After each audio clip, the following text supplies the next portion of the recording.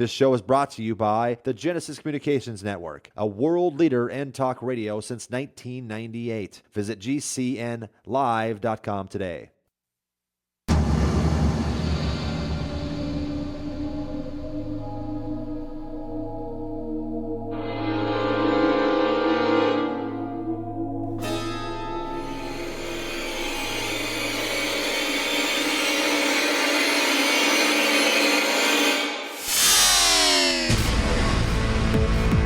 You're in the Paracast, the gold standard of paranormal radio.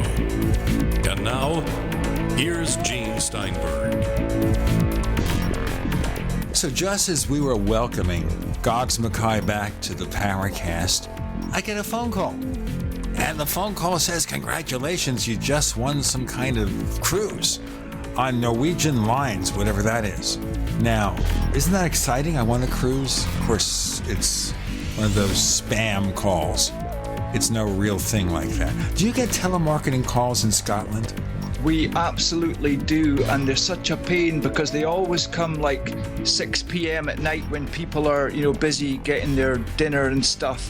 I don't know if you can do it in the States. I presume you can. Over here, you can choose to go on a preferential list in which most of these numbers are banned. So they kind of screen them out, but it doesn't screen them out totally.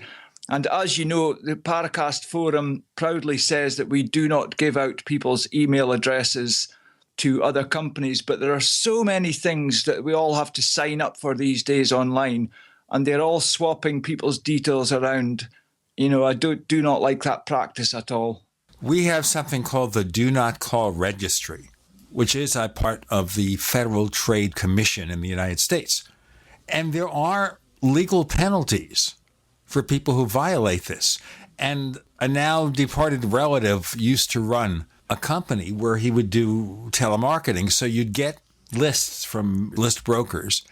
And in theory, they would have to, before they sold you the list, run those numbers against the Do Not Call Registry.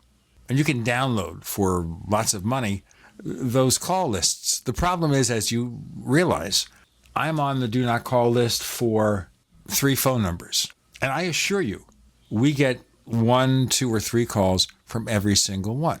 Because a lot of these marketers don't care. If they're not selling you legitimate merchandise, why would they obey the law? And that's the problem. Let me ask you something before we go on with our guest. And a little bit later on, we'll be talking about a book called Legend Tripping, The Ultimate Adventure. And it's nothing about substances. It's about physically going on trips.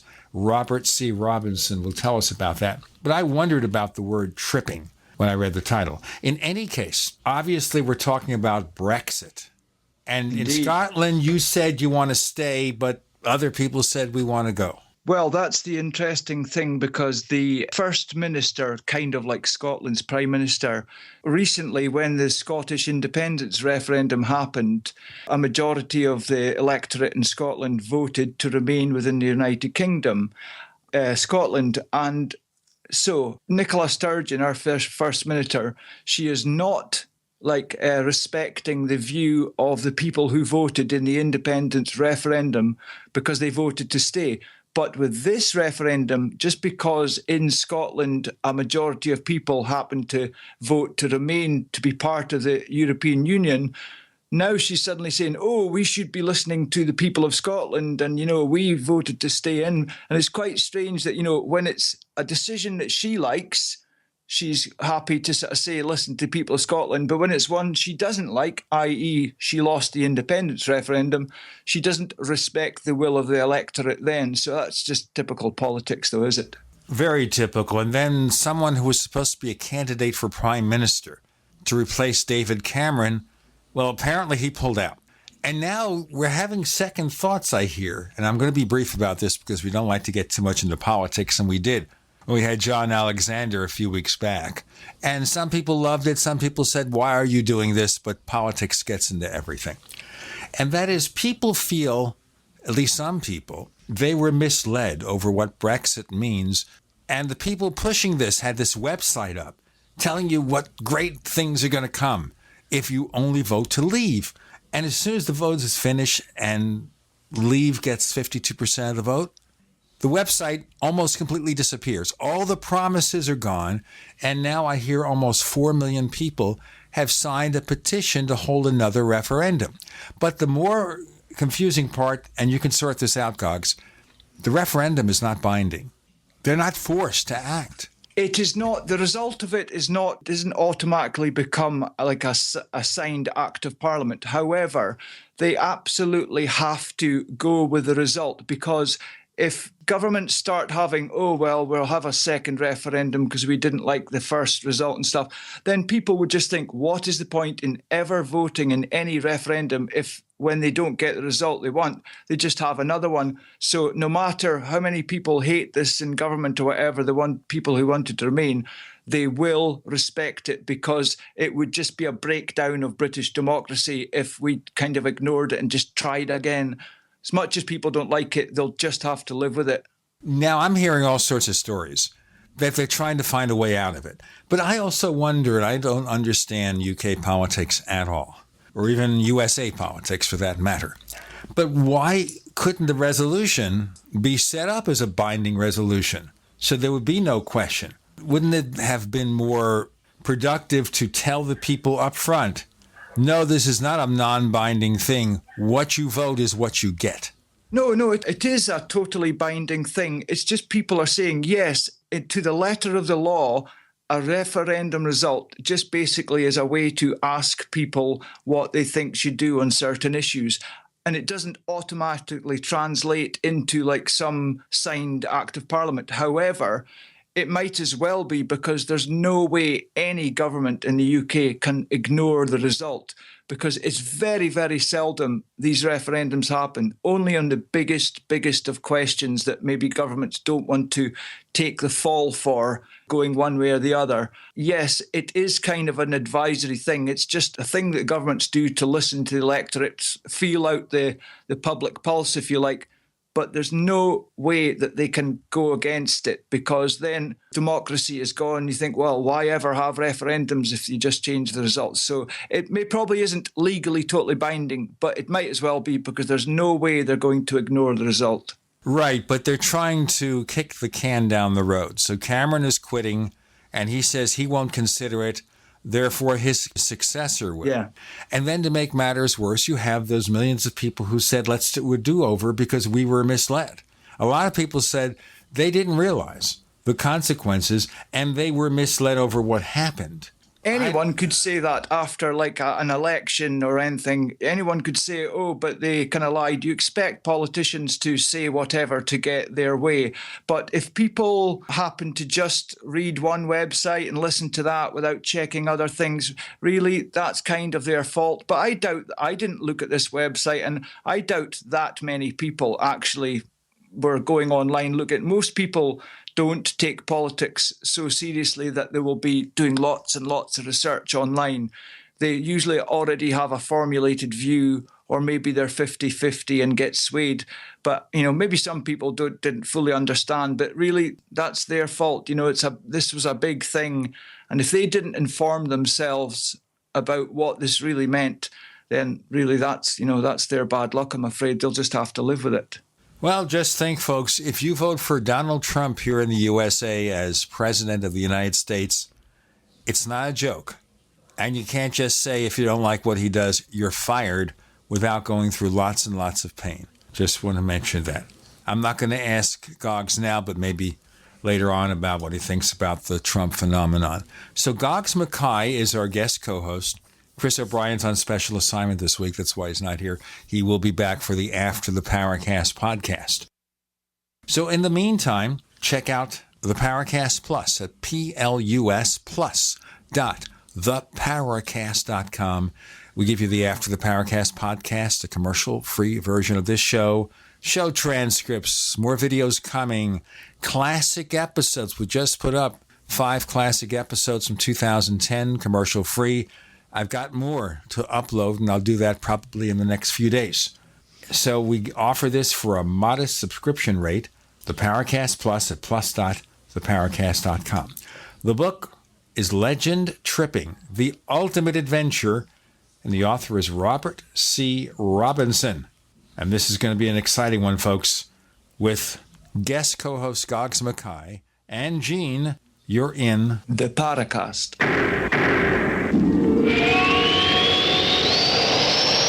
the award-winning Graphic Converter 10, the universal genius for photo editing apps on your Mac. Join over 1.5 million loyal users for the Swiss Army Knife app. It gives you all the features that you expect, and most important, it's easy to use. You can get it for just $39.95 from www.lemkesoft.com. That's www.lemkesoft.com. Do you need a website? Well, you can get a great deal on hosting services with Namecheap's legendary coupon code. They're offering substantial hosting discounts on shared hosting, business hosting, VPS hosting, reseller hosting, and even dedicated servers.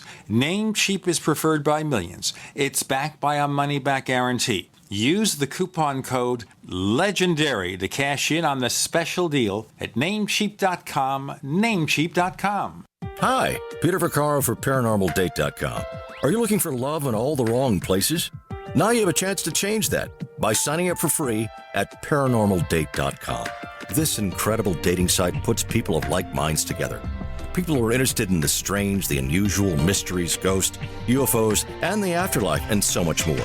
ParanormalDate.com was developed for you, people seeking a viable alternative to the other dating services. You can join for free by going to ParanormalDate.com, and if you decide you like it and want to connect with people, use the code GEORGE for a substantial discount. Mark Rawlings, president of ParanormalDate.com, says so many people hunger to share their experiences about the paranormal, the unexplainable, or the afterlife, and so much more, and this is the source for them to meet and share that common interest. So sign up for free at ParanormalDate.com, ParanormalDate.com, and use the code GEORGE if you decide to connect with someone you like. We all have heard about the benefits of fish oils, but what about the presence of heavy metals, PCBs, dioxins, furans, and other contaminants found in fatty tissues of fish? GCNteam.com recognizes this risk and offers IFOS certified tested omega-3 fatty acids. EPA, DHA, insist on IFOS omega-3 fatty acid certification. Get the best at GCNteam.com or call 877-878-4203. Have you checked your Google search results lately? Search results are usually the first impression that people form of you or your business, so make sure that they create a positive impression with ReputationDefender.com. What the internet says about you can have a big impact on your life and your livelihood, even if it's not true. Fortunately, you can now control how you look online and in online search results with ReputationDefender.com. Call 800-831-0771 now. That's 800-831-0771 for your free reputation analysis. If you have negative material from an ex-employee, upset patient, or former client, newspaper article, legal issue, social media, or other source showing up in your search results, you can combat it with ReputationDefender.com. Our dedicated experts in patented technology can help make your online search results look their best. Call 800-831-0771 to learn more. 800-831-0771. That's 800-831-0771. Or visit ReputationDefender.com. This is an alert. If your business or church is building this year, you're about to pay more than you should. And this could mean thousands of dollars more for your office, retail space, church, or warehouse. A General Steel building can save you as much as half the cost and time of similar conventional construction. And we're offering rebates of up to $20,000 to help you build today. Call General Steel for free information that could save you thousands. Call 866-91-STEEL. 866-91-STEEL. 866-91-STEEL. We'd like to hear from you. If you have a comment or question about the Paracast, send it to news@theparacast.com. That's news@theparacast.com. And don't forget to visit our famous Paracast community forums at forum.theparacast.com. On the Paracast this week, our guest co-host is Goggs Mackay, Chris O'Brien on special assignment. I love that. I never go on special assignment. I'm always here. You know, if nobody else is here, I'm here. I have to talk to myself. But we're not going to let me talk to myself anymore because I understand that's crazy and they put you away for that sometimes. But we do have a great book to look at. It's called Legend Tripping, The Ultimate Adventure. Our guest is Robert Robinson. Welcome to the Paracast, Robert. Thank you, Gene. I do notice, looking over the book, that my old good buddy, Lauren Coleman, wrote the foreword. How did you rope Lauren into doing that?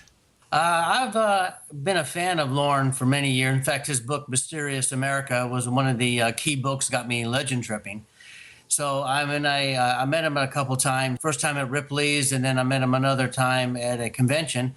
And I basically just got to say, Lauren, I'm rewriting my book, and I'd really, really like you to do the foreword because, I mean, this book probably wouldn't be in existence if it hadn't been for your book. So I think I drove him a little crazy about it. I think after the end, he kind of relented. He said, all right, fine, I'll do the forward for it. It's the grudging forward.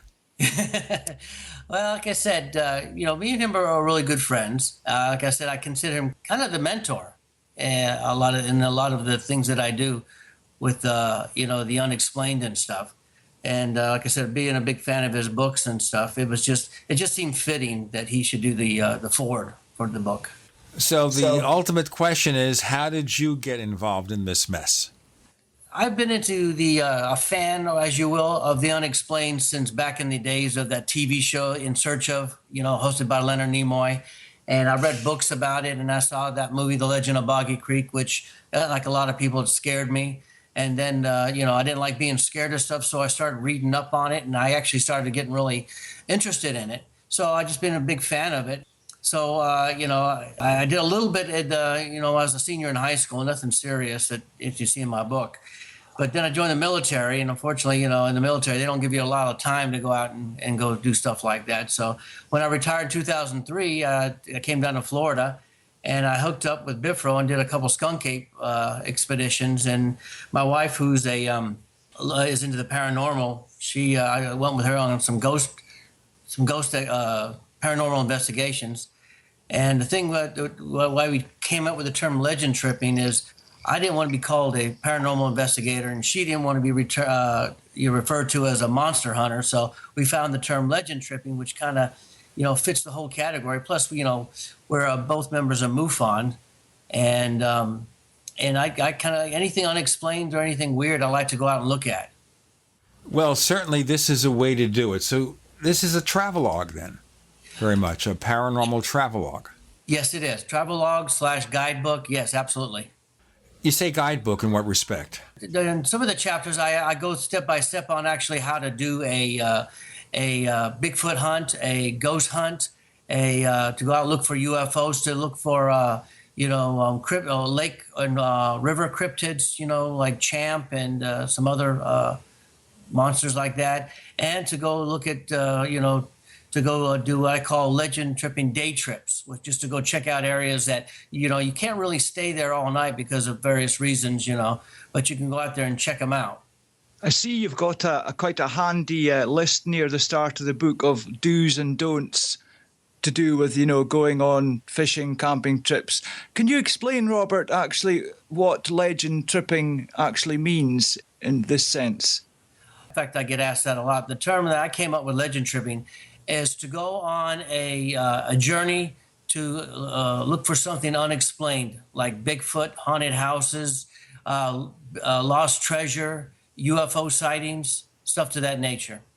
Yeah, so people have been doing this, for a long time, looking for the Loch Ness Monster, whatever. And is it you yourself who's coined the term legend tripping? No, actually the term legend tripping has been around for quite a while. In fact, going back in book, Tom Sawyer is actually considered a legend tripper. Some of the books that we've read on certain people, Ivan T. Sanderson, it definitely falls under the term of legend tripping. I don't know the exact time it was actually coined. Unfortunately, during the 80s, it was actually given a bad rap as where kids were sneaking into buildings, supposedly doing ghost hunts, but they were, unfortunately, they were illegally breaking into these buildings and getting, nailed with vandalism and trespassing. So it was kind of given a bad rap. And then later it was just kind of, I found the term and I decided I wanted to bring it out of the darkness and take it into a different direction and make it, a good term. I'm a child of the 60s. So when you say tripping, I don't think of going on a road trip to look at paranormal sites. I think of sitting in a room or with a bunch of people tripping. But that's just me. Well, yeah, I understand that, and in fact, if you look up the definition of tripping, there's actually two definitions. There's one, having a rather really good time on certain hallucinated drugs, and there's one that's just having a great time on a trip. Perhaps some people actually combine the two meanings. They go looking for a ghost or whatever, but, doing the actual hallucinogens as well. Can you imagine that in a haunted house? Well, it could go one way. It could be very great or just the worst nightmare ever. I understand what you're saying, but luckily most people have been taking it the right way. I haven't had anybody coming up to me and saying, hey, what is it? We're going out looking for Bigfoot and tripping out on drugs when we're out there. Luckily, they've taken it in the good context that I wanted them to. Robert, do you think there's more, like, how there's now far more ghost shows on TV and stuff like that? Do you think this kind of like people getting together on a weekend and maybe going away for a day or two and just basically as almost like a leisure pastime, going to places to see about these legends, maybe the Bridgewater Triangle or whatever. Do you think this is kind of like becoming a more common thing, almost as a leisure pursuit? People going to have a look at these things, look for ghosts, look for Champy, whatever. Oh, yeah, absolutely. I think with the popularity of certain TV shows, paranormal, and you got Finding Bigfoot and Destination Truth and all that, more and more people out there are getting more curious about, the world around them. And they are going out looking for this stuff, which is not hard to do. You can go on any website and find out, where the local latest Bigfoot sighting was, or check, areas where, there's supposedly haunted places. And, and there's other things out there. There's a lot of lost treasures out there that people still haven't found. And, looking for Champ or, Nessie. Just to throw that out, Gordon, out there, my mother's born in Edinburgh, Scotland, so I grew up in parts of Britain growing up. But that's a good pedigree. We've got a lot more to talk about legend tripping, and we'll give you some guidance on how to do some of this traveling yourself. And maybe if I stop being a hermit, I'll try. Robert Robinson joins us.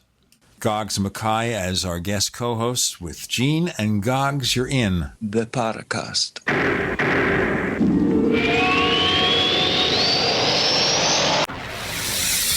You are listening to GCN.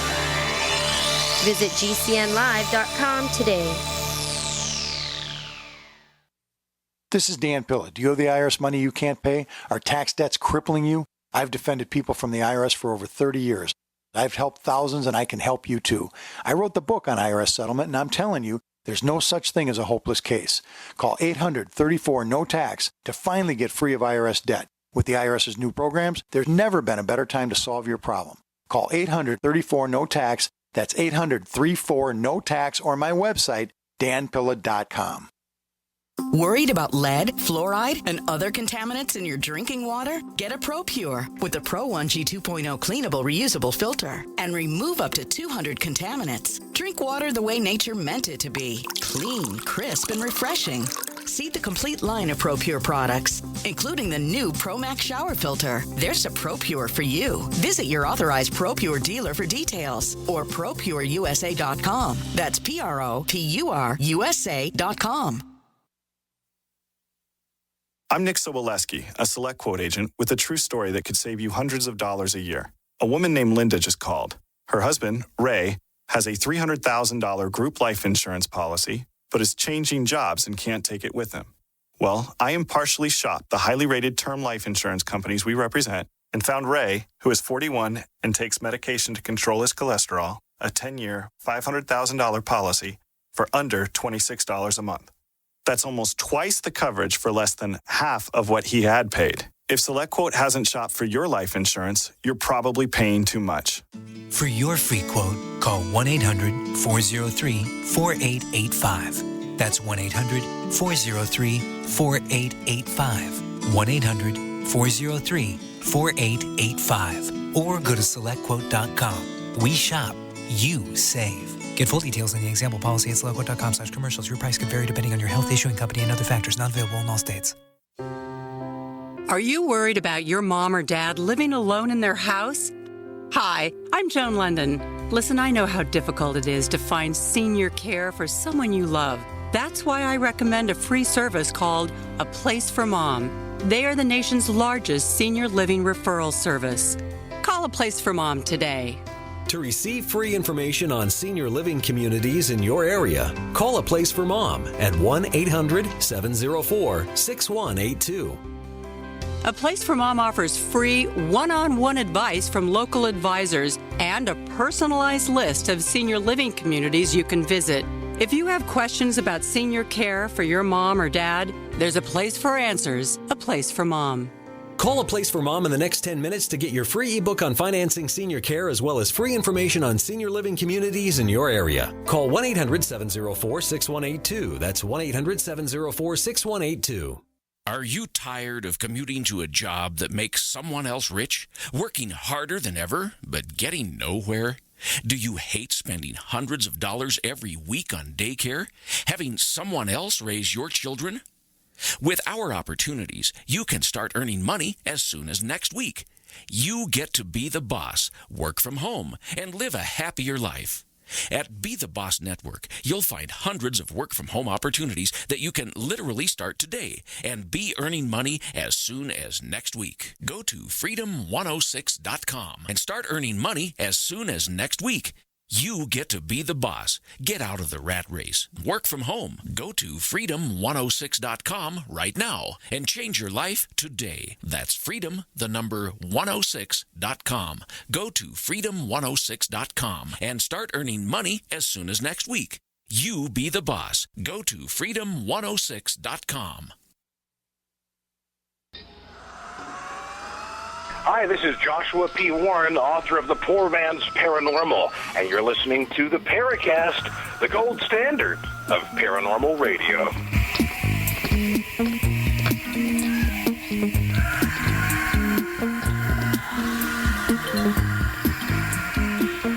Goggs Mackay is our guest co-host. Chris O'Brien's on special assignment. We're legend tripping, folks, with Robert Robinson. And when you see him on his connection via Skype, he's using a video connection, and he has this kind of hat that he wears that looks to me tailor-made for somebody who does a lot of traveling. Actually, the only reason I have it on today, this morning, the wife had me out landscaping, and here in Florida, the sun is just brutal. So I had to have a hat on. I just didn't take it off yet. So, you know, what happens here is you spend 20 years in the military taking orders. Yes, sir. And you come home. Mm-hmm. He gives me proper respect, sir. You see that? You don't want to hear what my wife calls me. And now, when you're home, you're still taking orders from Mrs. Robertson. That's correct. But she sounds like a great lady. Listen, let's ask the serious questions here. First of all, what were the guidelines in choosing where to go to put this book together? How did you choose the places to go and to cover? Initially, when I first wrote the book, it seemed to be kind of grounded toward the East Coast and basically in Florida. And I wasn't happy with the way it first came out. I contacted, actually, I was friends with David Childress, one of the hosts on the TV show Ancient Aliens. Sure, David's an old friend of ours. Yeah. And I told him kind of my dilemma. And he said, well, send me the book. I want to take a look at it. Well, he contacted me and said, I want to put it back out again, but I want some really drastic changes to it. And I said, I couldn't agree more. So he kind of typed up a table of contents, as you were, and said, this is where I kind of like to see the book go, which, to be honest with you, it was like a godsend because the first time I put it out, I hate to say it, my book lacked the right direction I wanted it to go, and it didn't flow. When he sent me that a table of contents and I started going, it's practically a brand new book than what the original book was I put out. And this time it's more organized, it flows. And I mean, he had some great ideas that I put into it. And instead of making it just an East Coast book or in Florida, I expanded it all over the United States and parts of Canada too. That way anybody, from California can pick up and say, oh, okay, look, the Winchester House, I know where that's at. Or people over in Arizona can sit there and say, oh, look, the birdhouse cage. Oh, okay. When it comes to Bigfoot, I mean, Bigfoot's practically in every state with the exception of, Hawaii. And I don't know if he's really been seen in Rhode Island or not.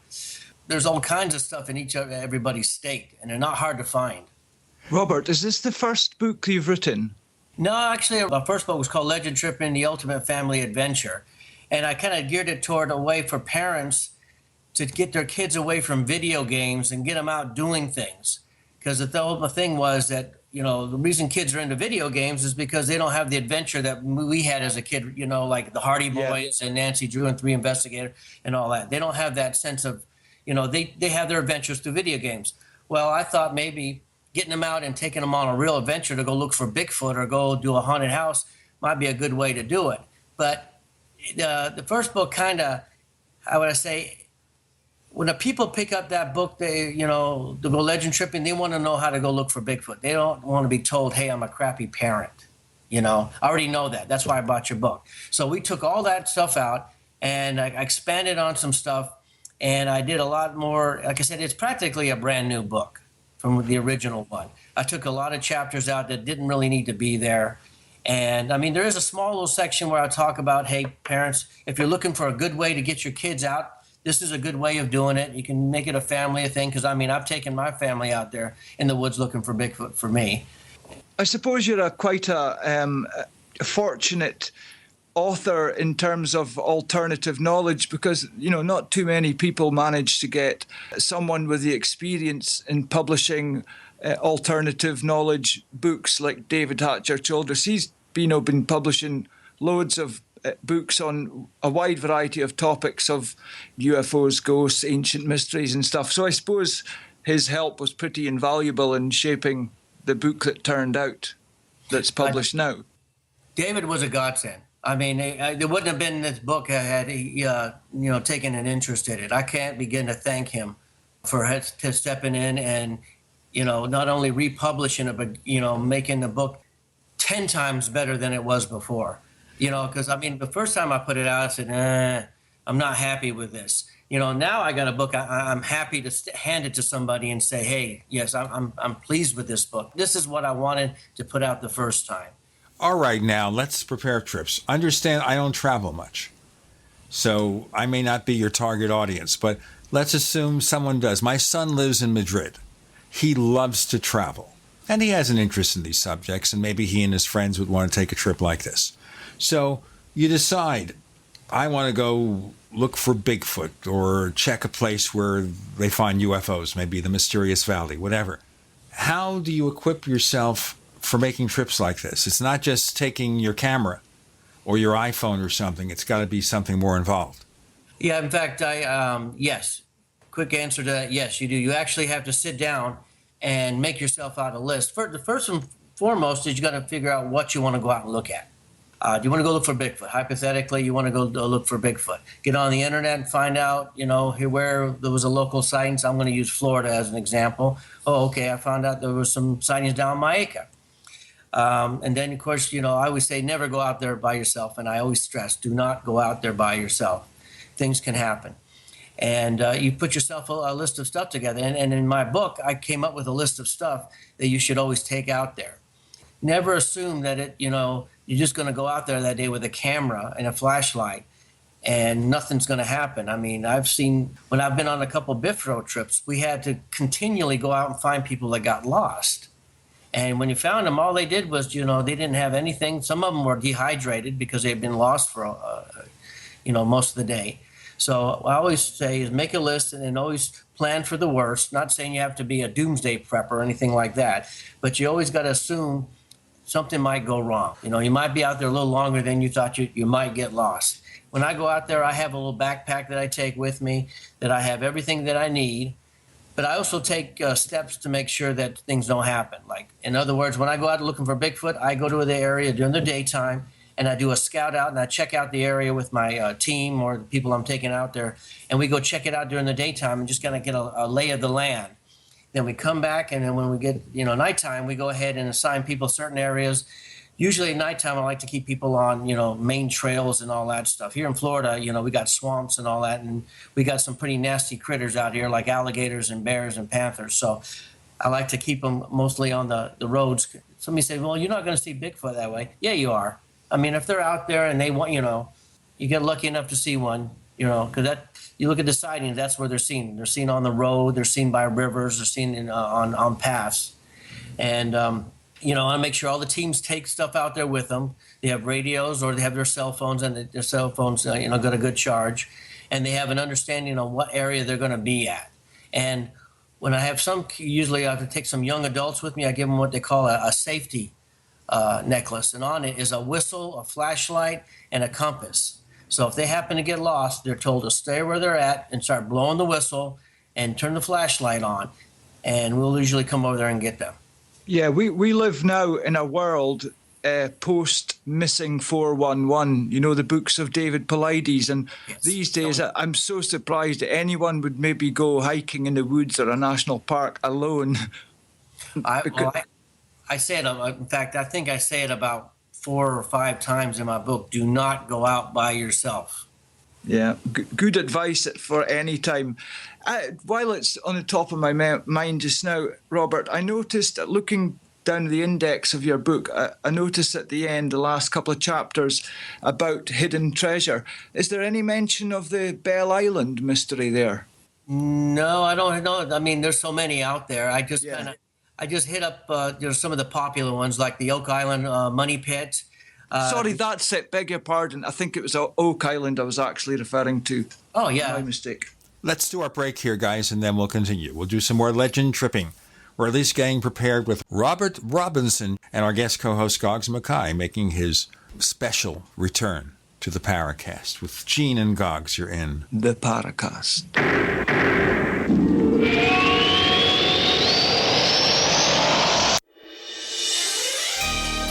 Thank you for listening to GCN. Be sure to visit GCNlive.com today. We also have swag. We have all these exclusive Paracast things that you can buy. We've got 60 or so different items, and entails t-shirts, sleeves for notebook computers, iPad cases, mouse pads, the Paracast Jumbo tote bag, all sorts of t-shirts and jackets and stuff like that for men and women. We have a Paracast aluminum water bottle. All this stuff, you go to store.theparacast.com, store.theparacast.com. What makes it special is that the items are the best quality, great t-shirts, fabrics, and they have our official logo on them. That's what makes them special, in multiple sizes and colors. We even have stuff for children, stuff for women, stuff for men. We have all sorts of sizes, like small up to X large. A lot of good stuff. That's the swag from the Paracast. You go to store.theparacast.com, stop by, and take a shopping tour. Paid non-attorney spokesperson Adam Pileski of the Pileski Law Firm with principal office in Houston, Texas is the attorney responsible for the content of this ad. This ad is not legal advice, and the choice of a lawyer should not be based solely upon advertisement. Services may not be available in all states. Attention Xarelto users. If you or a loved one took Xarelto and suffered a serious bleeding event, you may be entitled to financial compensation. Xarelto is a popular prescription blood thinner used to prevent blood clots and protect patients from strokes. These serious bleeding events have led to numerous cases of hospitalization and even death. Phone lines are open 24/7. Call 800-261-0937. That's 800-261-0937. So you've got to take a state construction license exam or certification. Can't decide on what books or what chapters to study? Discover right now how you can eliminate unnecessary books and wasted study time. At contractorexam.com, our study materials zero in on state-required test topics in an effective, multiple-choice format. So whether you're a plumber, electrician, general contractor, or other construction-related trade, contractorexam.com will help get you prepared. Visit us at www.contractorexam.com today. This is an alert. If your business or church is building this year, you're about to pay more than you should. And this could mean thousands of dollars more for your office, retail space, church, or warehouse. A general steel building can save you as much as half the cost and time of similar conventional construction. And we're offering rebates of up to $20,000 to help you build today. Call General Steel for free information that could save you thousands. Call 866-91-STEEL. 866-91-STEEL. 866-91-STEEL. Today, how to incorporate your business in just 10 minutes so you won't lose everything if you get sued. Step 1, stop putting it off. If you're not incorporated and someone sues your business tomorrow, it's not just your business at risk. You can lose everything: your home, your car, even your life savings. Step 2, call the following number for a free 10-minute incorporation guide from Incorporate.com. 1-800-941-5257. They don't provide legal or financial advice. They just make incorporating quick and easy. So you can incorporate or form an LLC in just 10 minutes. That number again is 1-800-941-5257. Step 3, congratulate yourself. By taking just 10 minutes to incorporate your business or form an LLC, you protected your home, your car, and your life savings. And that is how you incorporate your business in just 10 minutes. But hurry while they're still giving away these 10-minute incorporation guides for free. Call 1-800-941-5257. That's 1-800-941-5257. As a doctor, I see patients every day who are losing their vision to age-related macular degeneration, also known as AMD. If you have blurry vision or blind spots, they can be symptoms of AMD, and if untreated, could lead to blindness. The good news, AMD can be managed with effective clinically approved treatments that may reverse some vision loss. For free AMD information, contact the Foundation Fighting Blindness at 1-800-BLINDNESS. That's 1-800-BLINDNESS. There is a cure in sight.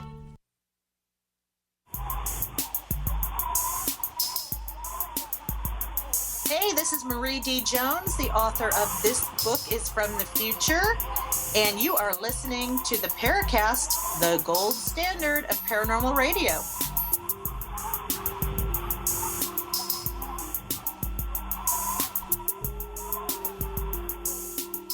Notice how gentle he does that, Goggs Mackay, sounding better than ever. Robert Robinson. The book is Legend Tripping, and we're preparing for our trip now. And you ever think here, if you go into an area, Robert, you've got Bigfoot, maybe you've got UFO sightings, you ever think, hey, maybe they will decide to capture you? You'll get abducted by a UFO or something. Well, I mean, there are plenty of stories out there of that happening, and as the stories go, virtually anybody can be abducted by aliens. It doesn't matter where you're at. I mean, there are some stories that do tie in where Bigfoot has been seen, where there has been some UFOs. So, I mean, I haven't had any experience with that, but I always keep an open mind for everything that's going on out there. Okay, so you're not really, in this case, making a decision or theory about what these things are. This is a way to learn more, to discover, to have some fun. You ever think here of starting a legend tripping travel agency? That's a neat idea, but I tell you, that sounds like it takes some money. But there are a lot of places now that are specializing in doing that. I mean, there's a lot of, you go into a lot of these towns like St. Augustine, Florida, and Savannah, Georgia, that specialize in doing ghost hunts around various parts. Yeah, they're really cashing in on the paranormal ghosting. A lot of places. It's definitely on the up and up. And there's definitely a market for people who would pay to, go and see things and have a guide, if you like. Mm-hmm. I mean, in London, they do a tour of Jack the Ripper, the Jack the Ripper murders. And I remember doing that when I was a young kid. We did that. Of course, as a young kid, it kind of bored me because they didn't have any pictures or anything. You just had a gentleman walking around saying, this is where Andy Chapman was killed right here. And, I know in Loch Ness, you can definitely get on, they have boat rides that take you around the loch and stuff. And I believe there's a museum. Actually, I think there's 2 museums up there. And over in California, Bigfoot is definitely becoming more of a, there's more museums now in Georgia. I've got a book signing coming up this weekend at the Expedition Bigfoot, the Sasquatch Museum up in Cherry Log, Georgia, which is going to be my first book signing. So, there's plenty of things out there to definitely stir the imagination. In fact, you got Ripley's Believe It or Not museums, which I don't know if you've ever been in any of those. They all have a section on local legends and stuff in there. In relation to Bigfoot specifically, do you fall down with it, maybe thinking it's a flesh and blood cryptid, or maybe it's more of a paranormal entity? Because these kind of sightings where maybe there's some strange Bigfoot encounter alongside some UFO encounter, and there's times where they just seem to disappear, or footprints just stop and they, there's no explanation of where they've gone, and they're so difficult to actually find. Do you have any thoughts on that about whether Bigfoot might actually exist? And if so, is it a paranormal creature or just flesh and blood kind of primate? Well, at this point in time, and again, this is this point in time, I'm looking at it as a flesh and blood creature. I keep an open mind on everything going on. These animals here are, I don't think there's as many out there as there used to be, with everything going on on the planet. I do, like I said, there are stories about these things being seen, around where UFO sightings have happened. As far as the paranormal thing goes, somebody once was telling me about these animals are able to make themselves invisible and that they go into a vortex, into a different dimension. And my only thinking on that one is, if this animal has the ability to do that and go into why isn't it running the planet versus the humans being in charge? So, I mean, a lot of questions out there. I mean, I haven't seen anything other than physical evidence to point that this animal's of flesh and blood. But, again, I keep an open mind. I had some people telling me stories about where they've seen some weird lights and landing, and all of a sudden then later on they saw a Bigfoot. So, again, I keep an open mind. But as far as I approach going out looking for it, I go looking for it as a flesh and blood creature.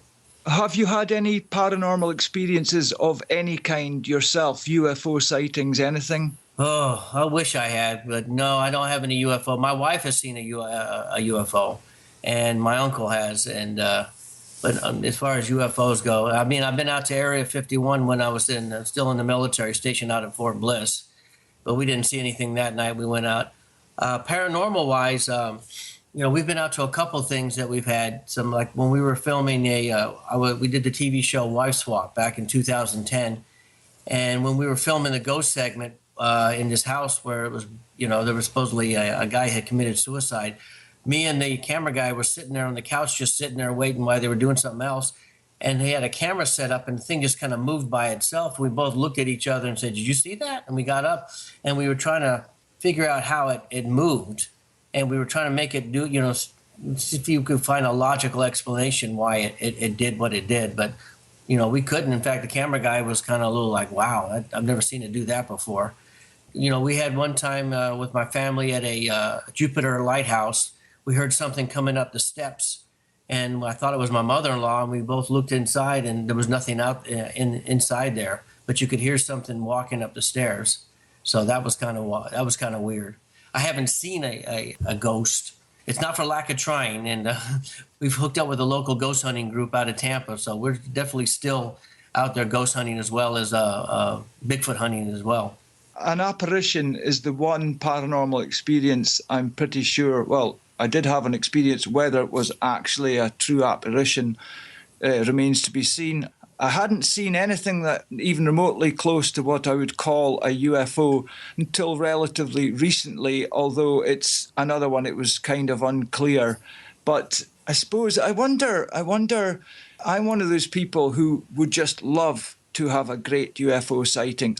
Chris O'Brien, who's not here today, he's had quite a number. And for instance, Gene, who admits himself he's quite a kind of hermit, he doesn't go out too much, but he's been into UFOs for a fair length of time, and he hasn't seen one either.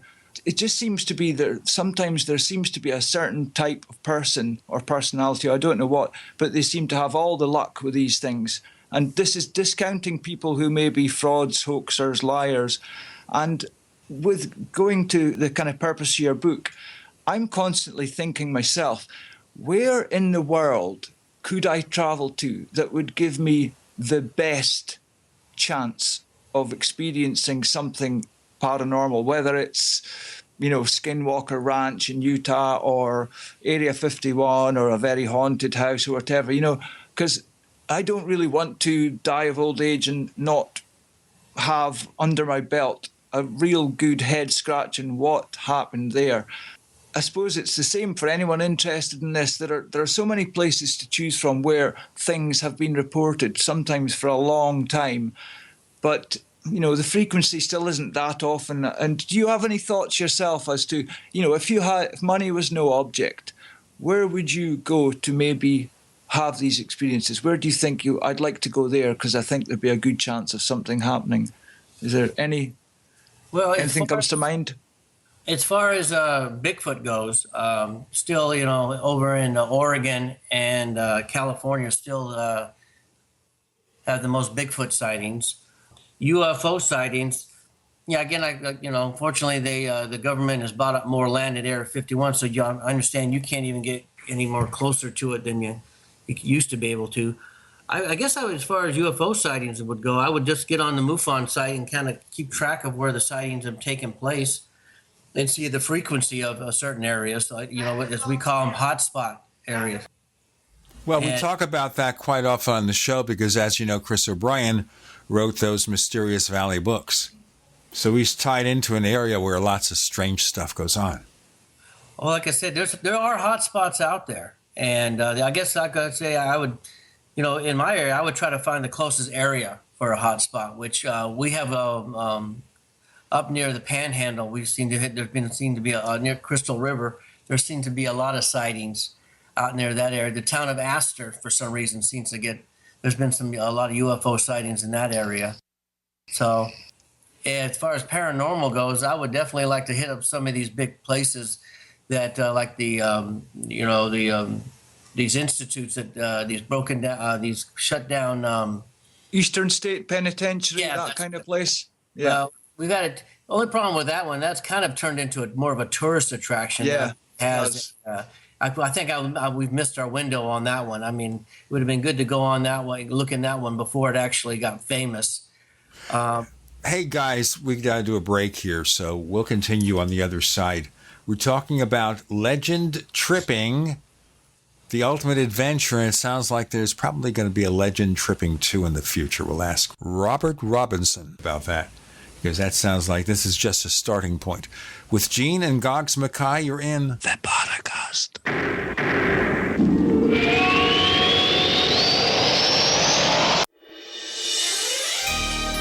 Thank you for listening to GCN. Be sure to visit GCNlive.com today.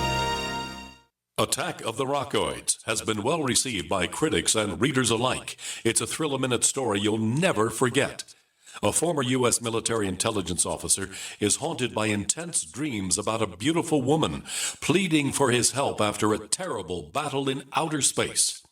But the dreams turn out to be true and thrust him into a telepathic love affair with a woman whose faraway planet is intent on destroying the Earth. And now the gripping tale continues in The Coming of the Protectors. It's the second book of the Rockoids trilogy, a galaxy-spanning adventure that pits our hapless heroes against powerful, fanatical enemies that threaten the lives of freedom-loving beings everywhere. Attack of the Rockoids and The Coming of the Protectors, classic science fiction at its best, available now. For more details, visit rockoids.com. That's ROCKOIDS.com.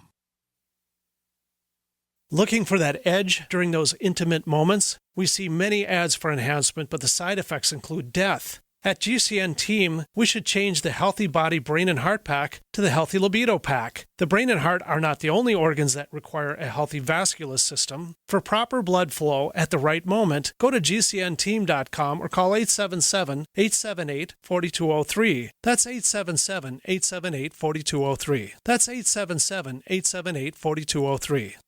Are you worried about how dangerous the world has become? In these days of terrorist attacks, natural disasters, or even a future collapse, you need to be medically prepared to keep your family safe. I'm Joe Alton, MD of store.doomandbloom.net, where you'll find an entire line of uniquely designed medical kits and supplies for when help is not on the way. For everything from individual first aid kits to the ultimate family medical bag, go to store.doomandbloom.net today. That's store.doomandbloom.net. You'll be glad you...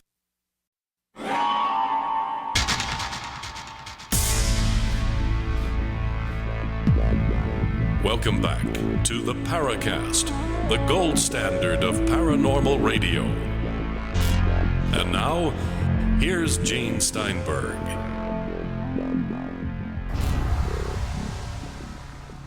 That is not the Ghost Whisperer. We have Robert Robinson, author of Legend Tripper, The Ultimate Adventure, with a foreword from our friend Lauren Coleman. So, Robert, now that you get your appetite wet here with this book, is there going to be a legend tripping too?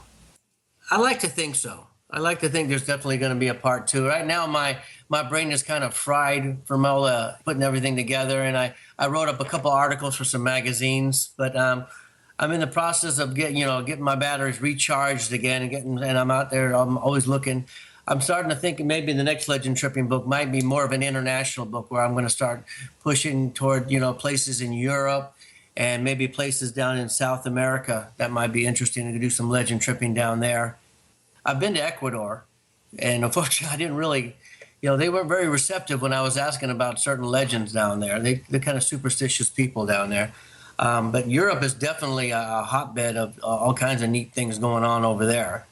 If I was to tell you what would part 2 it'd probably be more of an international edition.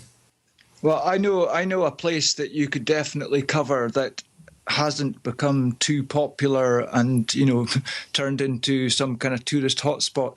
But there's a forest in Romania. I can find the name of this place, but it's quite difficult to pronounce, and I'd have to look at a map. But anyway, there's this forest, and kind of in the middle of this forest, there's a natural clearing, as in, for some reason, the trees don't grow in this maybe, 20-meter diameter clearing. And the whole forest is quite weird anyway, very strange shaped trees. And there are various legends about this clearing and forest going back quite a time, in which, for instance, some young boy who was herding goats or whatever was lost in the forest and just disappeared, thought he was dead, whatever. And 5 years later, he suddenly appears, looking the same age, wearing the same clothes, almost like he's kind of been in kind of some time warp, no explanation of where he's been. But anyway, the TV program Ghost Adventures, when they were in Romania, they actually went to this clearing in the middle of the night, and they did film some very strange, bright red orb that was kind of floating about at head height this is when it should be pitch black, no light pollution at all. And there's a university chemistry professor or something. He's been researching this area because it's been the site of UFO, people witnessing UFOs and all sorts of very strange stuff going back for decades and decades. And probably because it's off the beaten track in Romania, but it seems to be kind of it's untouched, pristine, something just absolutely ripe for exploring. And I've been to Romania myself. I happened to go there visiting my brother when he was working there a few years back, but I was unaware of this place then. Had I known, I definitely would have made the trip. But yeah, probably if you even just search on Google, just type in Romania strange or haunted forest or something, it'll come up. And there's so much stuff associated with it already on the net. It looks just such a fascinating place. I have to definitely look that up. You got my intrigue on that one. I think I do know it, but I want to look into it more now. Yeah. Do you know who Ted Phillips is? Ted Phillips. No, that name doesn't ring a bell. He's a UFO researcher. He's been on this show a couple of times. In his kind of youth, he was kind of an assistant to J. Allen Hynek at the Socorro saucer, egg-shaped UFO. He was kind of there at the time, and he's always concentrated on physical trace cases. He's been investigating a place that he's named the Marley Woods. I believe it's in Missouri or something, and he managed to keep the location secret as a promise to the locals who didn't want it to be overrun with ghost hunters or whatever. Well, I think the location's now leaked out. Gene, has it? Oh, yes, it has. And I don't recall where in Missouri it is, but we posted it in our forums at forum.theparacast.com, so you can look it up. So it seems to be another one of these kind of areas. It's not just UFOs. There are a number of strange things going on this quite specific small location. But I think Ted Phillips, last time he was on the show, he may have cryptically said that there may be one or two other places in the United States that are as interesting as the Uinta Basin and Marley Woods. And there does seem to be these spots in the world where there seems to be, was it John Keel that called them window areas? But there are definitely places where these things seem to happen more often. For some reason, there's a concentrated nexus of paranormal happenings, if you like, and who knows why. But these are the things that fascinate me the most, and that's what I want to see. Well, here in Florida, we have the town of Astor, Florida, and it seems like every weird thing in the world, every kind of legend happens in Astor. You got your skunk ape sightings. You got there is a river monster up there by because a river goes right through Astor. They've had UFO sightings. They've had strange disappearances. There's even, some legend of some pirate gold hidden out there somewhere. And if you ever come and look at the town, I mean, it's a small, quaint little town. And a lot of the people there, you ask them about things, they're pretty open about it. Some of them, they'll sit there. Some have never ever, they know about the Bigfoot sightings and stuff. And they know about the river monster. But, they've had a lighthouse out there that supposedly, has been haunted. So, I mean, I always say that, Astor, Florida is is the Florida's area for hotbed for mysterious, unexplained things to happen. And has it been like on the paranormal map for quite a time, or is it kind of quite a new thing that people are becoming aware of this place? I did find it one time on one website, but I did write about it in my book because I wanted to bring a little bit more attention, because I don't think a lot of people knew that Astor was one of the, those areas around the world where weird things happen. So, would you consider yourself a kind of Fortean? Oh, I'm a big Charles Fort fan. I own his books. I remember reading them. Yes, definitely a big fan of his. You read all the books from Charles Fort? Well, I've read. I think I've read Book of the Damned. That was definitely one of them. And there's Low, Book of the Damned. I think it's just those two books, isn't it? And I have his biography book. And I think there are 4 books from Charles Fort. Okay. When did Charles Fort die? Oh, what, the 20s or 30s? Yeah. So has there been anyone who's kind of taken up the baton, if you like, since Charles Fort, who done exactly what he's done, literally sat in libraries and gone through old newspapers and what have you, just searching for stories of the weird and wonderful? Did anyone else kind of take on the mantle after he was gone? Well, I know Robert L. Ripley did, but Ripley didn't necessarily go with it. He did unexplained stuff, but he also went, with just weird things that happened. So, I mean, in a way, Ripley's did, but again, Ripley's wasn't just the unexplained and stuff. Anything weird, he would write about. Can you expand on him a bit? Because I've heard of Ripley's, believe it or not, these kind of, I don't know, shops or places you can go and see all this stuff. How did he come about, and did he actually start? How did he kind of make his name? Was he just writing books, or how did he become kind of this kind of household name? Well, he actually started out just writing sports columns or writing sports illustrations, and in the 1920s. And one time they just needed some kind of a filler for one of the newspapers, and he had all these little odd things that he had done when he called. I'm trying to look at it now. He goes. I'll tell you what, while you're looking, let's do our break. You're looking, let's do our break. We've got Robert Robinson and Goggs Mackay. I'm Gene Steinberg. That means you're in the Paracast.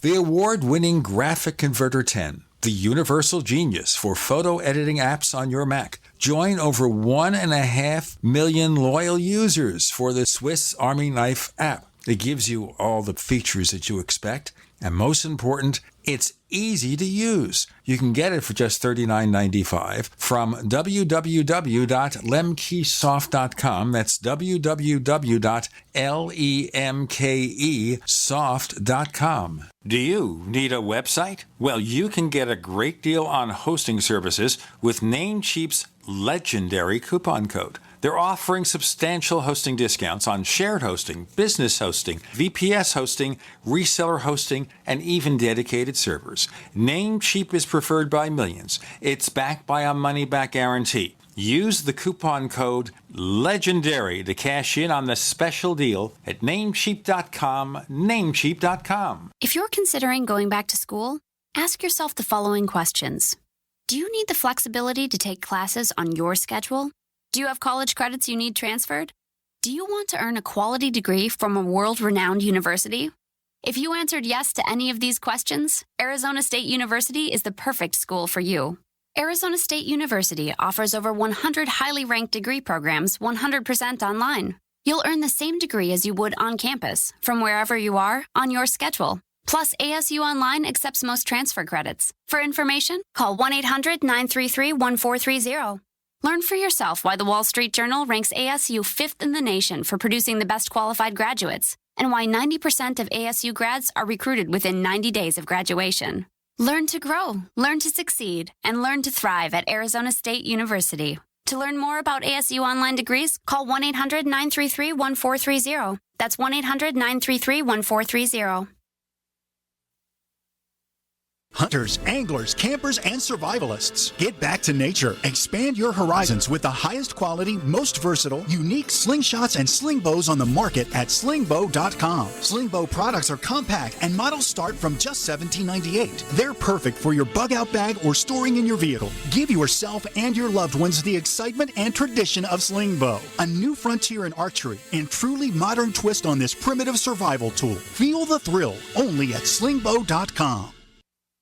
This is a healthcare alert from the Pain Relief Hotline. If you, a family member, or a loved one suffers from knee, back, shoulder, or ankle pain and have Medicare as your primary insurance, we've got great news. You don't have to suffer any longer. You can immediately qualify for a pain-relieving brace at little or no cost to you by calling our 24/7 Pain Relief Hotline at 866-389-0620. Delivery is free and all paperwork is handled for you. If you are on Medicare and have knee, back, shoulder, or ankle pain, don't wait. You can qualify to immediately receive a pain-relieving brace at little or no cost by calling our 24/7 Pain Hotline now at 866-389-0620. Our representatives are standing by 24/7 to take your call and rush you your pain-relieving brace at little or no cost to you. Shipping is free and all paperwork is handled for you. Just call 866-389-0620. That's 866-389-0620. Again, 866-389-0620.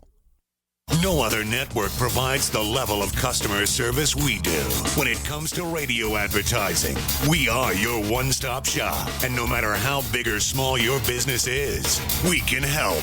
Email us at advertise@gcnlive.com, and an experienced advertising executive will help you take the first step towards driving more customers to your business or website. Advertise@gcnlive.com. Easy, affordable, effective. We'd like to hear from you. If you have a comment or question about the Paracast, send it to news@theparacast.com. That's news@theparacast.com. And don't forget to visit our famous Paracast community forums at forum.theparacast.com. We're so happy to have Goggs Mackay rejoin us after a bit of an absence where he kind of just got away from it all, which you sometimes have to do in this nutty field. We have Robert Robinson. I'm going to mention just very briefly about Charles Fort. He wrote, as I said, 4 books. Okay? You can buy the complete books of Charles Fort as a single hardcover volume for about $20 or $25 from Amazon. It is Book of the Damned, Low, Wild Talents, and New Lands. Charles Fort. So now I just sold some books for Charles Fort, and he's been dead, so there's no body to claim the royalties, you see. Hey, I was looking here at a couple of interesting chapters you wrote, Robert, and we've gotten into the discussions about breakaway civilizations in recent episodes of the Paracast, and also the legends of a hollow earth. Yes. So, I don't think you're advocating taking a balloon to go to the hole at the North Pole, are you? No, unfortunately, that would be expensive. I'm sure you guys have noticed that if you just go to YouTube these days, there seems to be this preponderance of videos about a flat Earth. There just seems to be this resurgence of people believing there's some great conspiracy that the Earth is not a sphere. It's all a lie. And I can't believe it. There are loads and loads of videos where people are really seriously arguing that the Earth is flat. And I was not aware of this just a couple of years ago, and it seems to be quite a recent thing. Have you guys noticed this as well? I thought they were voting for Donald Trump. Forgive me. Robert, I wasn't aware of this. I realize there are people who sometimes do something for fun, be involved in a wacky belief system for fun, just to enjoy themselves, not for a serious purpose. Robert, do you ever hear of this thing? Well, I mean, I've had people come out with me that don't believe in it, but they just want to kind of see what it is we do. But about the hollow earth, let's get back to the hollow earth. Well, we have a place down here in Florida. There was a cult, and their whole belief was that the earth was not only, well, it was flat. They had a whole area down there. Now it's a national park. And he has a device where he kind of tries to prove that if the earth was round, why would, does this thing work? And I forget the name of the contraption that he had. And you can see it when you go down to this museum. But their whole belief was that the earth was flat. And he had a whole cult that lived down there on this, I think I call it a compound because it was way back in the 20s. They didn't kind of have that then. And everybody could leave and go as they wanted. They weren't, forced to stay there. But as far as that, people still believe in it today, I'm sure there's always somebody out there believing all kinds of stuff. Not to criticize anybody, I keep an open mind. No, I believe it's round, but that's just me. What are you telling people to do there other than look in caves and hopefully not get taken by the Deros and Tiros? Well, I told them, there's no way they're going to get up to the North Pole or the South Pole where supposedly Admiral Byrd flew in and took video or film. I can't say video because it was film back then. But you got Mount Shasta up in California where there supposedly is an entrance to this place. And, you got the reptilian people that live up there. Well, that would be a hard one. Like I said, that to me will really have to be some people really are really serious into doing it.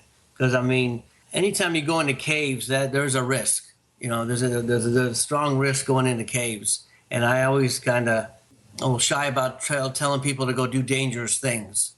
Do you have a lawyer's letter in this book warning people off? Well, if you listen to it, I'm very careful about how I tell people to do things, As far as the hollow earth things, I don't think I went into much detail on that one other than, you got Mount Shasta and stuff like that where, and I say whenever you go out there hiking the trails or anything, make sure that you got somebody with you. Don't ever put yourself in a dangerous situation when you're out there. It always makes sense to have at least one other person because at the end of the day, you can be quite far away from your car or civilization. And if you, stumble and break your leg badly, you've got maybe no one else to go for help, or you might be out of cell phone coverage. And it just makes absolute sense not to go, away from people and on your own. It should be just a golden rule. Do it with someone else and tell people where you're going and when you're expected back so they can raise the alarm if you don't return on time. Bigfoot hunting up in the east, you got a lot of cliffs and stuff like that. I put in the book, I said, do not go walking around out at cliffs and stuff at night. It's extremely dangerous and find it, it's good to be ambitious enough to find Bigfoot, but don't put yourself in an unnecessary or dangerous situation where you end up getting yourself seriously hurt or somebody gets killed just to find Bigfoot. Just read today on BBC News website about, I think it was a lone cyclist, I think in a Montana National Park. Yes. Anyway. Yeah, I'm not sure if he was eaten, but he was definitely attacked and killed by the bear, and in fact, unfortunately, I say that now, there's more bear sightings and stuff out there now. So you got to be careful. If you get wind if there's a panther or a bear in the area, to leave. Don't sit there and just try to, maybe I won't see him. Well, yeah, we see this footage of people in national parks, and they're like almost going right up to the brown or black bears, feeding them and stuff. And it's great to look, but any bear, even if the ones that are usually okay with humans, if they wanted to, they've got the strength, the power to over. And some people just, they I don't know, they're in a mindset where they're used to maybe seeing some large, dangerous animals up close, but maybe in a zoo or something. And when they're out in the wild, on a state park or something in the United States, and they act the same way, but there are no bars or cages in between them. And, some people really they don't seem to appreciate the risks of wild animals. It doesn't matter how many times you tell some people just walk into some quite nasty incidents, and they don't seem to have any awareness of the natural world and what the pitfalls are. Well, yeah, like I said, a lot of people just kind of get, they get a little excited watching some of these shows, and they don't really sit there and do the, get themselves totally prepared when they go out there. In fact, I'll be honest with you, I take bear mace with me whenever I go out there. The reason I take that versus a handgun is that I know bear mace is definitely gonna do a lot more to stop these animals. Plus, it works on panthers and other animals too, versus a handgun. And unfortunately, if you end up straying into the wrong area and get picked up by the fish and wildlife, and you got a handgun, you're going to get nailed for poaching, even though you're just saying, "Oh, I just got it for self-defense." To me, I feel a lot better with bear mace because, like I said, it works on everything out there. Heck, you can even spray it in front of a snake, and it'll make a snake go away. What kind of range does it have? Like, how far away could you be and actually effectively hit it with the spray? When you use bear mace, you're not actually supposed to spray it at the bear. I mean, I know it's easier said, but you're supposed to lay it down in front of you. You spray it in front of you, and the animal gets a whiff of it, and it deters them. It fires pretty far. My son, unfortunately, sported me one day. We were out there with it, and he had it. I let him carry it. And unfortunately, I made a noise, and, he thought it was something, and he ended up spraying the stuff all over the place, including myself. And I ended up having to strip most of my clothes off because it just burns in fact, it left red marks all over me. It burns so doggone bad. We've got more to come with Robert Robinson and Goggs Mackay and Gene Steinberg. You're in the Paracast.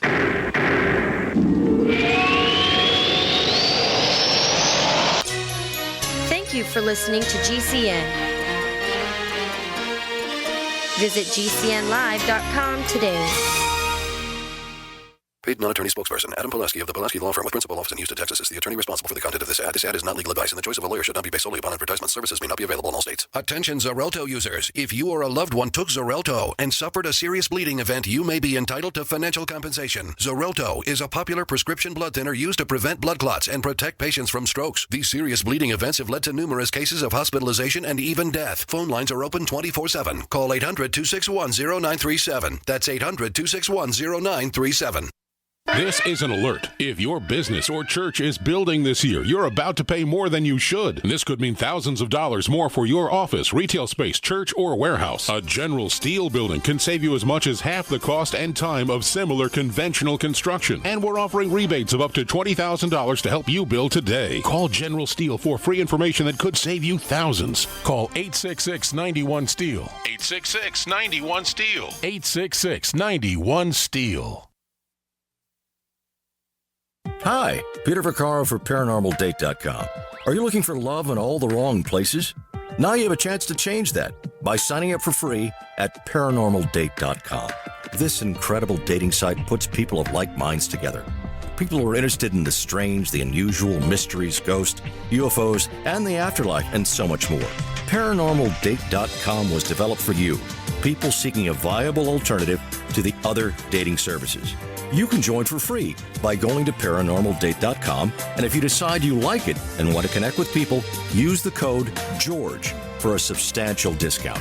Mark Rawlings, president of ParanormalDate.com, says so many people hunger to share their experiences about the paranormal, the unexplainable, or the afterlife, and so much more, and this is the source for them to meet and share that common interest. So sign up for free at ParanormalDate.com, ParanormalDate.com, and use the code GEORGE if you decide to connect with someone you like.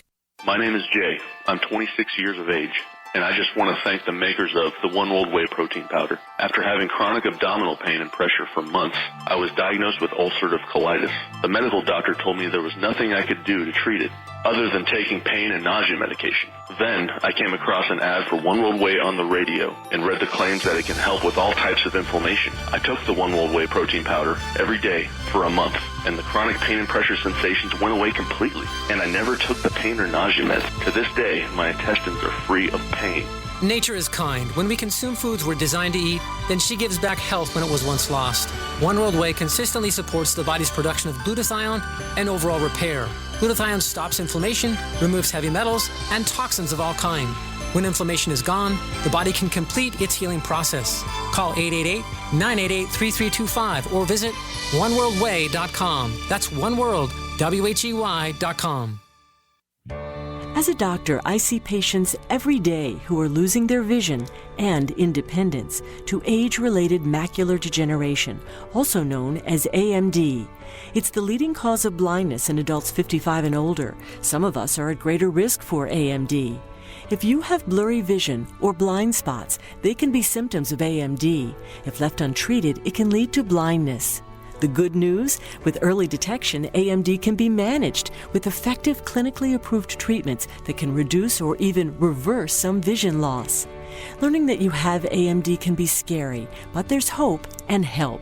The Foundation Fighting Blindness is researching and developing treatments and cures for AMD. To get your free AMD information packet, contact the Foundation Fighting Blindness today at 1-800-BLINDNESS. That's 1-800-BLINDNESS. Join the fight against AMD because together there is a cure in sight.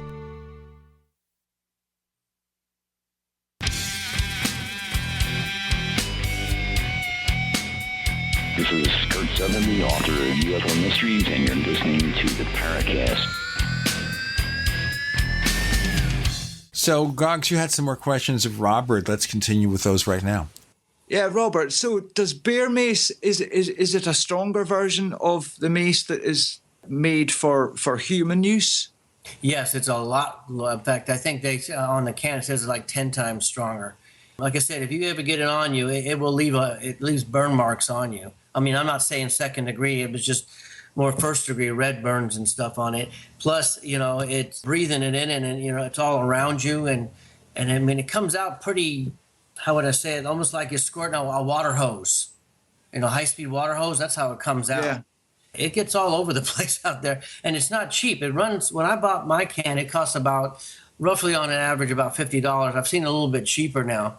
So it's not cheap, but it is something good to have with you when you're out there because it gives you that little sense of security when you're out there, knowing that there are other animals out there, and I hope I never run into a pissed off Bigfoot where I have to use it on him. I definitely know it works on other animals out there. Is it the same as pepper spray or totally different? It is a type of pepper. It's not a mace. It's a type of, it's not a, what is it? Capsicum or something that. Yeah, it's not that CS. It is a type of pepper, because like I said, it was all burning and stuff. Yeah, there's a scale to measure how hot peppers and things are, and you can buy some crazy hot chili sauce and whatever, but the hottest ones are even like a microscopic amount is just unbelievable what it does. And I can't imagine getting that in the eyes. Luckily, I didn't get it in my eyes. In fact, it's kind of ironic that I didn't. But I mean, I was breathing it in. It was on me. Like I said, it got onto my clothes, and I ended up having to take my clothes off up till my my boxers. And in fact, we ended up taking my clothes and sticking it in a plastic bag, because it was all over them. And my son, was never allowed to carry the bear mace after that. And what people forget as well is even maybe they just touch something that's been sprayed and they forget they've got a bit in their hands, and then they maybe rub their eyes, forgetting that there's a bit on their hands, and you get that kind of accidental transfer. Oh yes, you will with that stuff. Just come off. You can just wash it off with soap and water, is it? When you breathe it in, though, it takes a while for it to kind of go. In fact, your nose runs and your eyes water. You just kind of have to walk it off till it stops. As far as Yeah, you can wash it off your hands and stuff like that. And I do remember, we went over and I started throwing water on me. We went over to a water source. I think there was a creek or something next to where the Jeep was parked. And we were throwing water on me, but it still burned for a while. I don't remember the pain going away anytime, instantaneously. And I didn't really get any on my hands, but I was, definitely making sure I was keeping my hands clean. I presume having done time in the military that you've done the test, where you go in a chamber and they release tear gas and you have to change the canisters on your respirator. Yeah, I've done that too.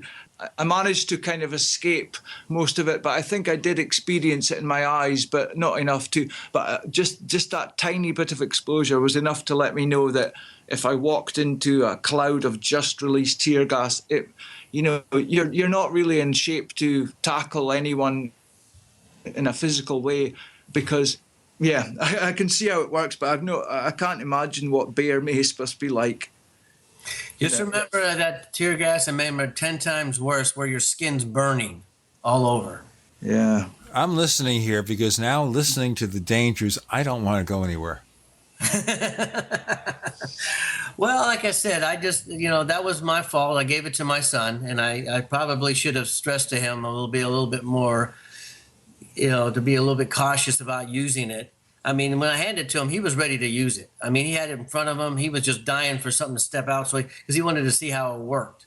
And that was my first mistake right there. I said, he's going to end up squirting me. And he did. So that was my, and like I said, I keep it with me. I keep it in my backpack. And it has a safety, little safety mechanism on it, so it can't accidentally go off inside your backpack and all that. Like I said, and it's just, it's not that, if you just kind of know the hazards of it, it's not that bad. And, to me, it's a lot safer having that than having a pistol or a rifle out there, which I'm sure some people would disagree with me on that one. In your travels, have you had anything especially frightening happen to you? We've had some fun up there. A gentleman by the name of Stacy Brown. He runs the Sasquatch Hunters, and I've gone out Bigfoot hunting with him up near the Tallahassee area. Just recently, we went up there and we were at this family's house, and we had something strike the side of the house. And the lady had said that she had some Bigfoot on her property, and that they, for some reason they had started to hit the side of the house. And that night we had something hit, woke up my wife, and she woke me up and said, "Hey, something just hit the side of this house." And my wife's is not a avid Bigfoot believer. She keeps an open mind, but she'll tell you she hasn't seen anything, but whatever it was hit the house kind of rattled her that night. It seems to be a thing that Bigfoot does. Many people report, maybe during the night, that they will just pelt a cabin or whatever with lots of rocks. Mm-hmm. It's almost as if, it's almost like they do want to scare humans off, get away from my territory. And, they obviously would have the physical power to, just annihilate humans. But it seems that they do choose to just try and scare you off. They never seem to take it to the next level. They stop there. And also it just seems to be that this rock throwing, which is well reported in people hunting Bigfoot, it's another thing that just allows them to kind of show their intent, their muscle, but not necessarily become visible to humans. It's something that they seem to be, by all reports I've ever heard, they seem to be very accurate with their stone throwing as well. I've never had any rock throwing incidents at me, thank goodness. I mean, I've talked to some people, especially over in Texas, where the Bigfoot over there seem to be a lot more aggressive than some of the Bigfoot, over on the West Coast or down here in Florida. Of course, then again, would that be in East Texas? Heavily wooded Texas. Yes, East Texas, yeah. Up toward the Arkansas, Louisiana border area up there. Yeah, I mean, I remember going to actually a rifle range with a friend. I was I was working in Texas, but I remember and in Houston, and I just couldn't believe that there's no forest in the UK that is even remotely as dense as the woodland around Houston. you just looks to me like even with a big machete, you couldn't go anywhere because it's so dense, so thick and strong, the undergrowth, that I think there must be huge areas of woodland in East Texas, Louisiana, whatever, that, very, very few humans have ever been to, just because the going is so difficult to get anywhere. That's the way down here in Florida. You got the Everglades, and you've got we got the Green Swamp that's not located too far from where I'm at, and there's parts of that that the rangers told me that no humans have been back in there. So I mean, there's definitely areas out there. There's definitely areas for these animals to be, stay hidden. Yeah, I don't think a lot of people appreciate the kind of people that would say, oh, with the number of humans going out hiking in the woods and stuff, there's no way they could stay hidden forever. We should be bumping into them more often. But really, when you look at the Pacific Northwest, and if you really, zoom into Google Maps, and there are just enormous, huge, miles upon miles of very dense forests with, miles from any road and stuff. And there is actually more than enough space for an intelligent creature who wishes to remain hidden. There's more than enough space. We have more space to come. The Final Frontier with Robert Robinson. Joining Gene and Goggs, you're in the Paracast.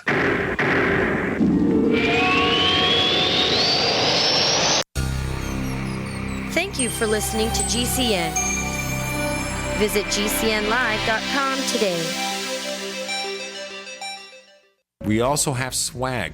We have all these exclusive Paracast things that you can buy. We've got 60 or so different items, and entails t-shirts, sleeves for notebook computers, iPad cases, mouse pads, the Paracast Jumbo tote bag, all sorts of t-shirts and jackets and stuff like that for men and women. We have a Paracast aluminum water bottle. All this stuff, you go to store.theparacast.com, store.theparacast.com. What makes it special is that the items are the best quality, great t-shirts, fabrics, and they have our official logo on them. That's what makes them special, in multiple sizes and colors.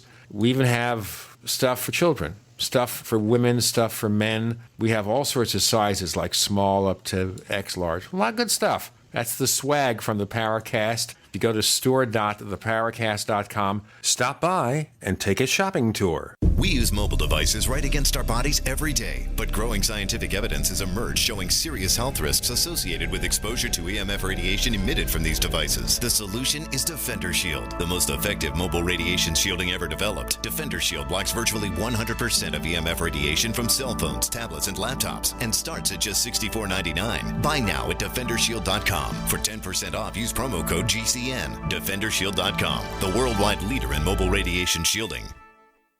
This is an alert. If your business or church is building this year, you're about to pay more than you should. And this could mean thousands of dollars more for your office, retail space, church, or warehouse. A General Steel building can save you as much as half the cost and time of similar conventional construction. And we're offering rebates of up to $20,000 to help you build today. Call General Steel for free information that could save you thousands. Call 866-91-STEEL. 866-91-STEEL. 866-91-STEEL. Cancer categorizes over 100 diseases. Though we do not diagnose, treat, or cure cancer, GCN team is offering the Clemson University study where there was up to a 95% reduction in cancerous cells when exposed to a plant-derived mineral supplement.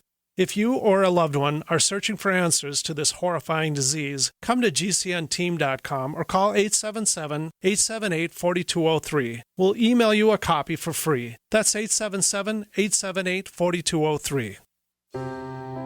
Are you worried about your mom or dad living alone in their house? Hi, I'm Joan London. Listen, I know how difficult it is to find senior care for someone you love. That's why I recommend a free service called A Place for Mom. They are the nation's largest senior living referral service. Call A Place for Mom today. To receive free information on senior living communities in your area, call A Place for Mom at 1-800-704-6182. A Place for Mom offers free one-on-one advice from local advisors and a personalized list of senior living communities you can visit. If you have questions about senior care for your mom or dad, there's a place for answers, A Place for Mom. Call A Place for Mom in the next 10 minutes to get your free ebook on financing senior care as well as free information on senior living communities in your area. Call 1-800-704-6182. That's 1-800-704-6182. We use mobile devices right against our bodies every day, but growing scientific evidence has emerged showing serious health risks associated with exposure to EMF radiation emitted from these devices. The solution is Defender Shield, the most effective mobile radiation shielding ever developed. Defender Shield blocks virtually 100% of EMF radiation from cell phones, tablets, and laptops, and starts at just $64.99. Buy now at DefenderShield.com. For 10% off, use promo code GCN. DefenderShield.com, the worldwide leader in mobile radiation shielding.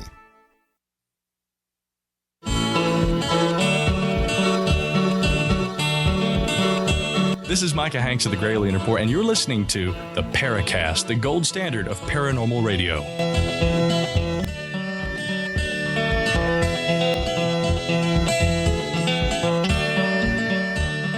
So we continue. We have Goggs Mackay as guest co-host. Chris O'Brien is off out there on special assignment.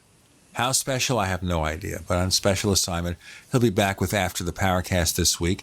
And if you want to listen to that program After the Paracast, you've got to be a subscriber to the Paracast Plus at plus.theparacast.com, plus.theparacast.com. We also offer a commercial-free version of this show, lots of other features. We're doing some legend tripping with Robert Robinson. And we're going just about everywhere. Everywhere. Trying to see what's going on. Number 10. Of course, we're also used to number 9, but this is number 10. The extraterrestrial legend trip. Take us on that trip. Where do we go? Again, I always say go to the internet, find out where, what it is that you want to go look at. Do you want to go look at a famous crash site like, Upper Roswell, which fortunately now that I guess the guy doesn't let you go back there anymore, from what I was told. And by the way, just to mention this, we've had Kevin Randall on the Paracast over the years, and lately he's been more skeptical of Roswell. Oh, okay. Check A Different Perspective, his blog. And he's got a new book, Roswell in the 21st Century, and he still believes there was something real that crashed there that might be E.T. But some of the other stories he doesn't go for much anymore. In any case, let's go on that trip for Chapter 10. All right. Well, you go look for an area, like let's say, check for a UFO, a UFO hotspot area. You're going out to the area. Again, I always tell people, make sure you take all your stuff because you're going to be staying all night. Most UFO, you should plan to stay out all night.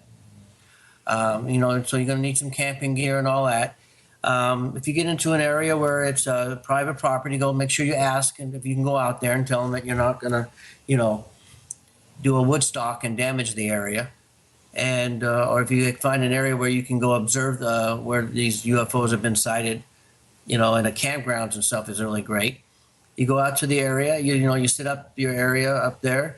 You get binoculars with you. You get night vision goggles. You get yourself some thermal imager if you got one. And you go out to various locations. When I went on one, I went with a group of people. We broke into teams, and we went to various locations around this one area. And we all had radios, but we ended up using our cell phones because the radio batteries end up going out. But we just go out there and just kind of keep an eye on it. And we did have a couple guys say they saw something that they thought, was kind of weird. But unfortunately, like I said, I didn't see anything that night. Don't be discouraged if you don't see something. It does happen. But persistence pays off in this field. There's people like, with UFO hunting, if you keep at it and you're going to eventually see one. And that's what me and my wife, we've got wind of a place up near the Panhandle, near Crystal River. We're going to go check out that area here soon enough. And right now it's a little hot. We may wait for it to cool off.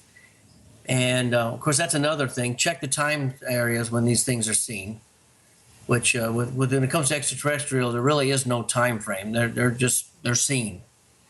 and go out there and sit out there, get yourself comfortable, start looking around, and then enjoy yourself. And maybe you'll get lucky enough to see one.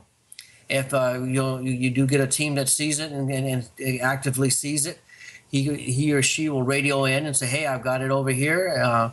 Do you have visual on it? If not, you may want to move to a different location where you can also get visual on what it is these people are seeing, and start recording it. Always record. Whenever you're on a legend trip, always record, because you never know what's going to happen or what you're going to see, and you can always go back later on and look at it. But always record, and maybe you get lucky and see one. Do you think, Robert, that places these days, like small towns, cities, whatever, they seem to be exploiting their paranormal legends and history a bit more than may have happened in the past? Like, for instance, where supposedly Betty and Barney Hill had their abduction experience, or certainly where they stopped the car and had a look at a UFO, the local town council or whatever's put up, a nice fancy road sign saying this is the spot where such and such happened. And that's the only example I can think just now. But I know there are more places around the US that are now kind of cashing in a little on locations that have, been noted in the past for a certain event happening. Just like I think there's an incremental move towards, say, normal news coverage to just being a little bit less sarcastic about UFO sightings as they may have been 20, 30 years ago. Do you think we're moving in that direction? Bottom line, I think the general public does believe that there's, there's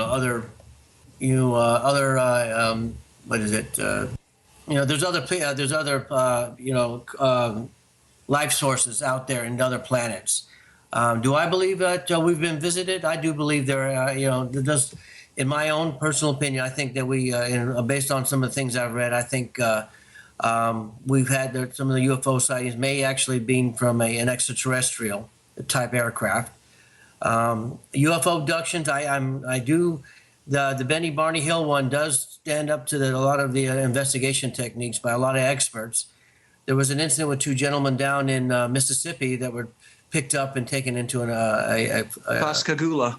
Thank you. And I remember I was living in Mississippi at the time. My dad was finishing up his last year of college, and I remember when that incident happened. So I thought that was kind of an interesting one. And if I understand correctly, both those gentlemen passed their lie detector tests on that one. So, but there's, as far as abductions, do I believe all of them? No, I mean, I've met a couple people who I can say I don't believe their story, especially after, certain questioning but there are some people that I do believe there's some, definitely some truth to their story about abductions. Briefly, Robert, the people you questioned, were you skeptical? In what way did they respond that kind of lit a fire there? When I was in the Army, I was a military policeman, so I was used to questioning witnesses, and I always try to keep a straight face, a non-emotional face when I question people, even if I think they're not telling me the truth. What I like to do is I like to get them to tell the story 3 times, and that's usually when I can sit there and poke holes at their story, because a person. And I'm going to go back to a Bigfoot sighting. I have come to when I found somebody that I saw, who's seen Bigfoot, it's a very, very emotional experience for them. And some of the females started crying on me. I mean, there was just, it just seems like it was a very powerful thing and they, no doubt in their mind on what they saw. And I think the same thing when it comes to UFO sightings or abductions, there is no doubt in their mind.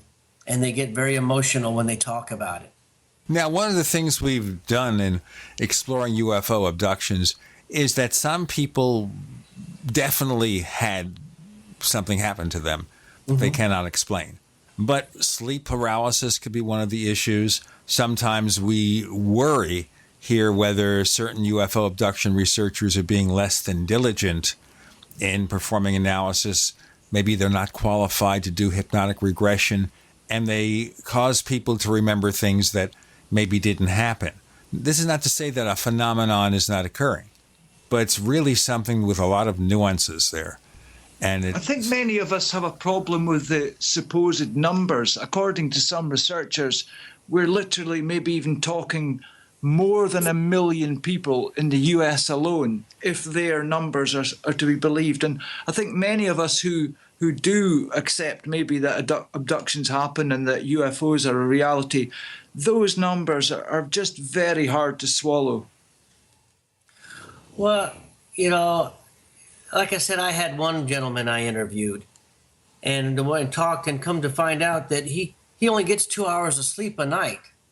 Well, I'll tell you what, if I only got 2 hours sleep a night, and I've had different stresses that have caused problems, if I had only 2 hours sleep a night, and I realize everybody's different, I'd be seeing a lot of strange things after a few weeks of that. And possibly I'd see things that weren't really there.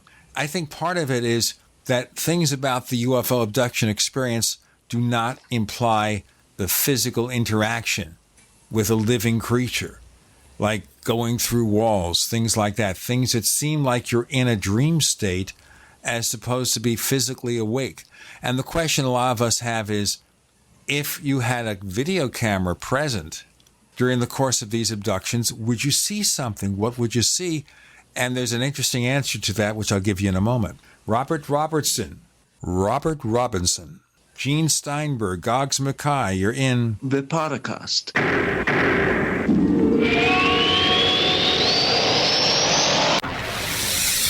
You are listening to GCN. Visit GCNlive.com today. Attack of the Rockoids has been well received by critics and readers alike. It's a thrill-a-minute story you'll never forget.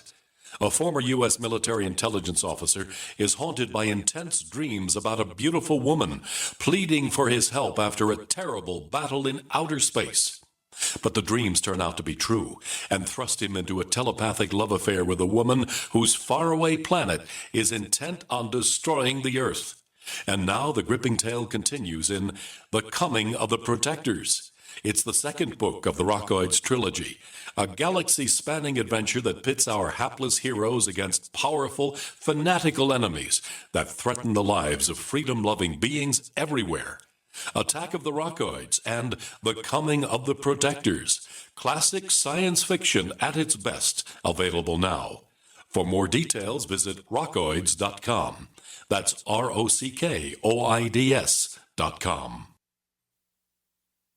Are your Google search results killing you? Unflattering content in blogs, news articles, online reviews, social media, or other sources can jeopardize your reputation, your business, and your livelihood. Let Reputation.com help. Our patented technology will make the truth about you more visible while pushing down unwanted negative content. Improve your Google search results. Call Reputation.com at 1-800-831-0771 for a free consultation. That's 800-831-0771. Water is the single most important thing your body needs, so you want to be sure it's the best for you and your family. Since 2005, thousands have depended on Berkey purified water. The Berkey Guy provides the lowest priced filtration systems in every size. For incredibly delicious water now and in an emergency, get to GoBerkey.com or call 877-886-3653. 877-886-3653. GoBerkey.com.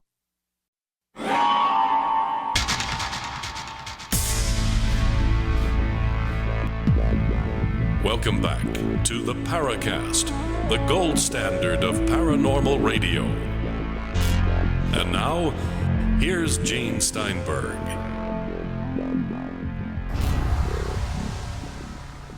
So we continue with the options with regard to UFO abductions. If they put a video camera there, what would you see when someone says, well, E.T. took me out the window, took me through the wall, whatever. Strange little grays. What would you see? And a lot of times what happens is, even though they're asleep, the individual who is subjected to abductions or one of their family members turns off the video camera so you can't capture it. You've heard that, Goggs, right? Absolutely. I think we all know that it seems to be a common occurrence in paranormal research, especially hunting ghosts, whatever, where equipment will mysteriously fail to work or batteries get drained that have just been charged or are fresh out of the packet and stuff. And I mean, I'm not sure, but I think some abduction researchers would put forward the theory that you probably wouldn't capture an abduction happening, even if it is a physical event, because somehow whoever's carrying out the abduction, they know when there is technology around that's there to catch them out, and somehow they interfere with it. It's just paranormal research is just absolutely chock full of reports of equipment failing, cameras having blank scenes on it for 10 seconds just at the exact point where people reported something happening. And I think it's reported so much. I personally think there is something to it.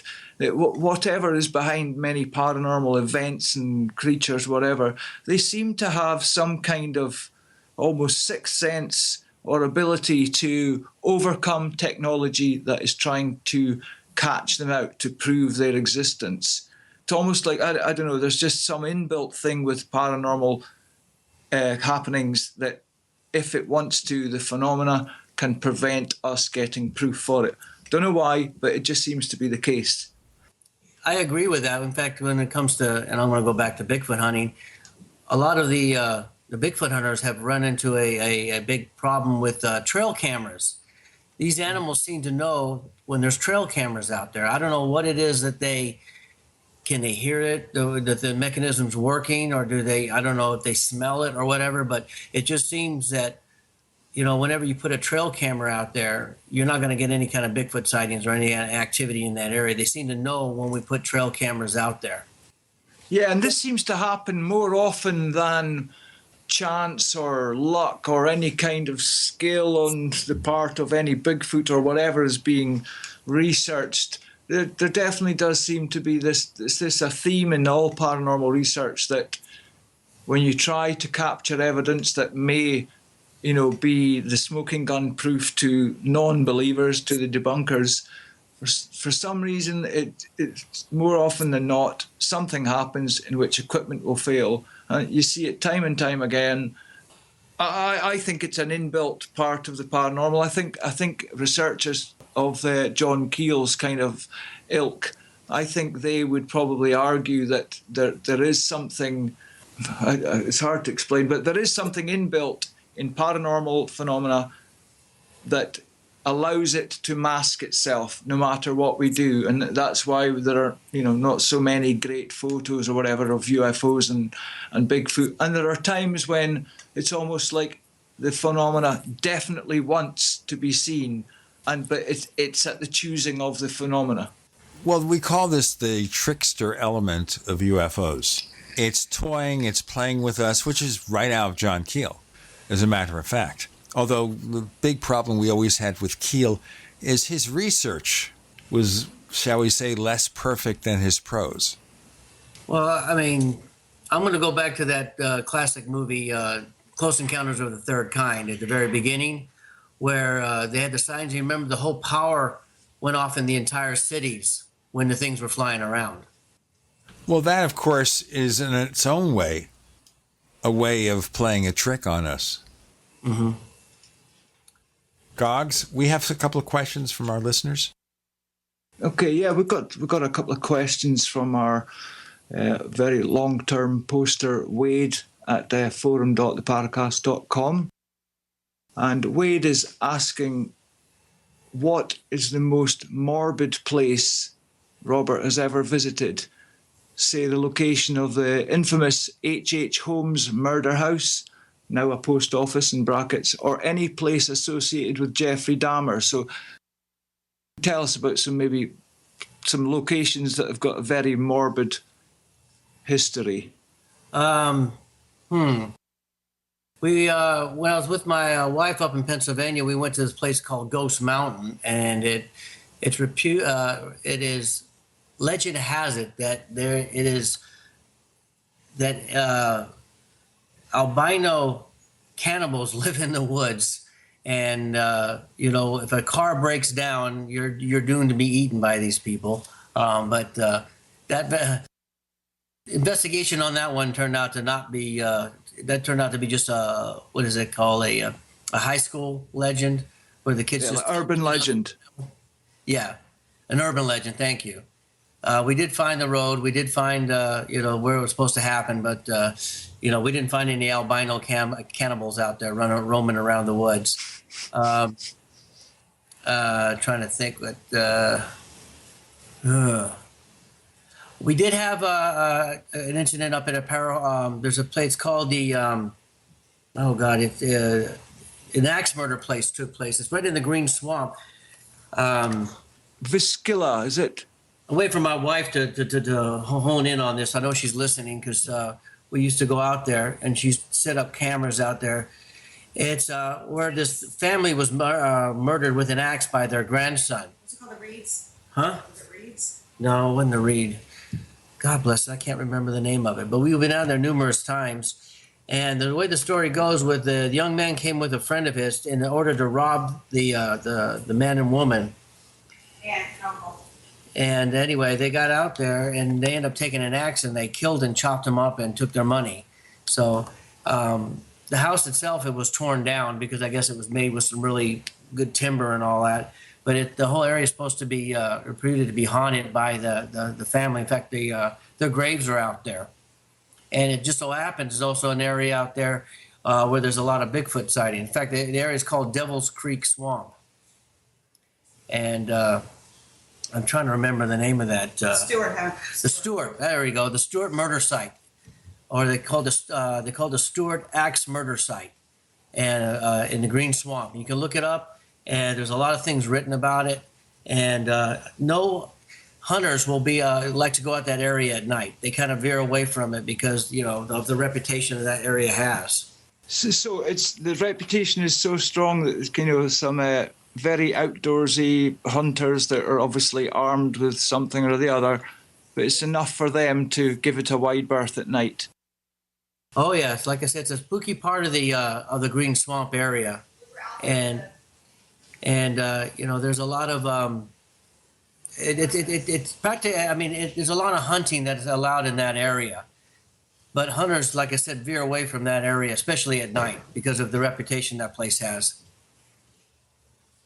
I suppose also places that have such a reputation, one could argue that they're almost a self-fulfilling prophecy, in that if someone says a certain location, a secluded place, miles away from anywhere, is haunted, and you end up alone in this place, not, of your own design, your own imagination, more, never mind anything else, is probably going to make you think any noise you hear or any animal that's, moving through the grass, it would be very difficult not to associate the legend or whatever you've heard of this place, in your own mind. Because let's face it, all of us can be, if we're in a just a normal graveyard at night, alone, miles away from any people, it's a kind of freaky place to be.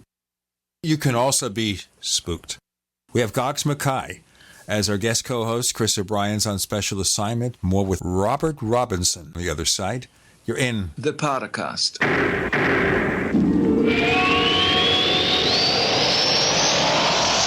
The award-winning Graphic Converter 10, the universal genius for photo editing apps on your Mac. Join over 1.5 million loyal users for the Swiss Army Knife app. It gives you all the features that you expect, and most important, it's easy to use. You can get it for just $39.95 from www.lemkesoft.com. That's www.lemkesoft.com. As you know, neighbors, web hosting can be pretty cheap, but not all hosting is the same.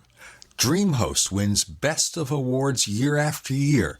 You get unlimited disk space, unlimited bandwidth, and even the low-cost plans put your sites on high-performance SSDs. Want to know more about what DreamHost has to offer? Go to technightowl.com/host. Once again, that's technightowl.com/host. Hi, this is Sophie Winnick, longtime distributor and user of Youngevity products. In the last few years, my family went through a crisis. Everything else in my life, including my business, had to be put on the back burner. Thankfully, life is getting back to normal now. But the one thing I never had to worry about was my business and my monthly commission. I've been a distributor for Youngevity for over 17 years, since before it was Youngevity. And I've got to say, the most amazing thing about this company is the people. While my family was in crisis, other distributors stepped in and helped my customers, simply because that's what Youngevity people do, even for people they don't know. For me, it has never been about getting rich. It was about a product I could stand behind, a company I could count on, and a monthly commission check that has never, not once, been late in 17 years. Youngevity is truly a business for everyone, even people who have too much to do. I'm Sophie Winnick. I'm just like you. I have a real life, real ups and downs, but I know I will always have Youngevity. We use mobile devices right against our bodies every day, but growing scientific evidence has emerged showing serious health risks associated with exposure to EMF radiation emitted from these devices. The solution is Defender Shield, the most effective mobile radiation shielding ever developed. Defender Shield blocks virtually 100% of EMF radiation from cell phones, tablets, and laptops, and starts at just $64.99. Buy now at DefenderShield.com. For 10% off, use promo code GCN. DefenderShield.com, the worldwide leader in mobile radiation shielding. My computer is so slow, it's making me crazy. I used to have that problem. Did you quit using a computer or did you buy a new one? No, I called Geeks On Site. They made an appointment to visit my home and showed up the same day. You mean they didn't ask you to bring your computer to a shop? That's what happened when I called a support company. Geeks On Site can go to your home or business or even repair your computer online. They have 24/7 emergency service. If you are having problems with your PC or Mac, call Geeks On Site, 1-800-591-1682. Our friendly certified computer repair experts are available 24/7. Call now for a free diagnosis, 1-800-591-1682. Data recovery, virus removal, and maintenance for all laptops, desktops, printers, and networks. That's Geeks On Site for friendly certified computer repair experts, available 24/7 over the phone or in your home or business. Just call 1-800-591-1682. That's 1-800-591-1682, 1-800-591-1682. This is Dan Pilla. Do you owe the IRS money you can't pay? Are tax debts crippling you? I've defended people from the IRS for over 30 years. I've helped thousands, and I can help you too. I wrote the book on IRS settlement, and I'm telling you, there's no such thing as a hopeless case. Call 800-34-NO-TAX to finally get free of IRS debt. With the IRS's new programs, there's never been a better time to solve your problem. Call 800-34-NO-TAX. That's 800-34-NO-TAX, or my website, danpilla.com. We'd like to hear from you. If you have a comment or question about the Paracast, send it to news@theparacast.com. That's news@theparacast.com. And don't forget to visit our famous Paracast community forums at forum.theparacast.com. Oh, this has been a fascinating journey, I'll tell you. Especially for someone like me, I'm a hermit, and my name is not Herman. But, I don't travel that much. As a matter of fact, there's one thing I want to talk about here because we only have 3 segments left. And you've got a chapter there where you kind of list the bill of fare, the bill of materials that you should take with you, depending on what you're doing. So say I want to go out and I want to look for a UFO. Other than the camera or the iPhone, whatever, what do I take with me? Well, again, I've got my book in front of me, so I'm going to, like I said, I like having a night vision and a GPS. I like, we have what they call the bionic ear, the parabolic ear. Of course, like I said, camping equipment, flashlights, plenty of batteries. I always tell people, make sure you got plenty of rain gear because, it didn't say it was going to rain tonight. Well, the weatherman's always wrong. Sorry, can you explain the bionic ear device? I don't know this one. A parabolic ear. It's like a dome with a device attached to it that magnifies sound around you. And, you got some earphones that you plug it into. You can actually plug it into a recorder. But you can scan an area. Like, say you see something up in there moving. You can aim it up there, and you can attempt to actually hear what it is that you're seeing up in the sky. And sometimes you can tell if it's an airplane, a helicopter, or if it's something else. So you've got experience of using these things. I have seen them. I've seen them on TV or whatever before, but I've never been sure if they were much more of a gimmick or if you just get loads of background sounds all sounding loud, or can it really kind of home in on a distant sound? Well, it does hear everything. I'm not going to lie and say you can't. I'm not going to hear background noises, because sometimes you do. But if you aim it, it does focus on an area, because it's a dome type contraption, and you do focus it up. It's going to focus on what you're aiming at versus, cars going down the road.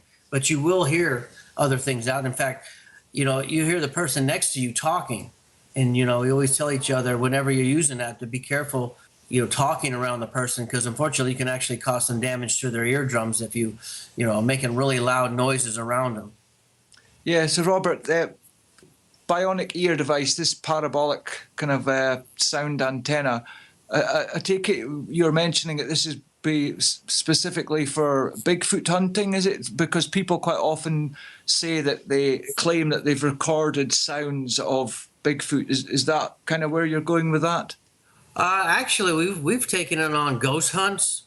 We took it, I take it with me whenever I go out, because you never know what it is that, you might be out there looking for. If you're up in New Jersey looking for the Jersey Devil, you could use it out there, which again, that's more along the lines of Bigfoot than when I mean cryptids.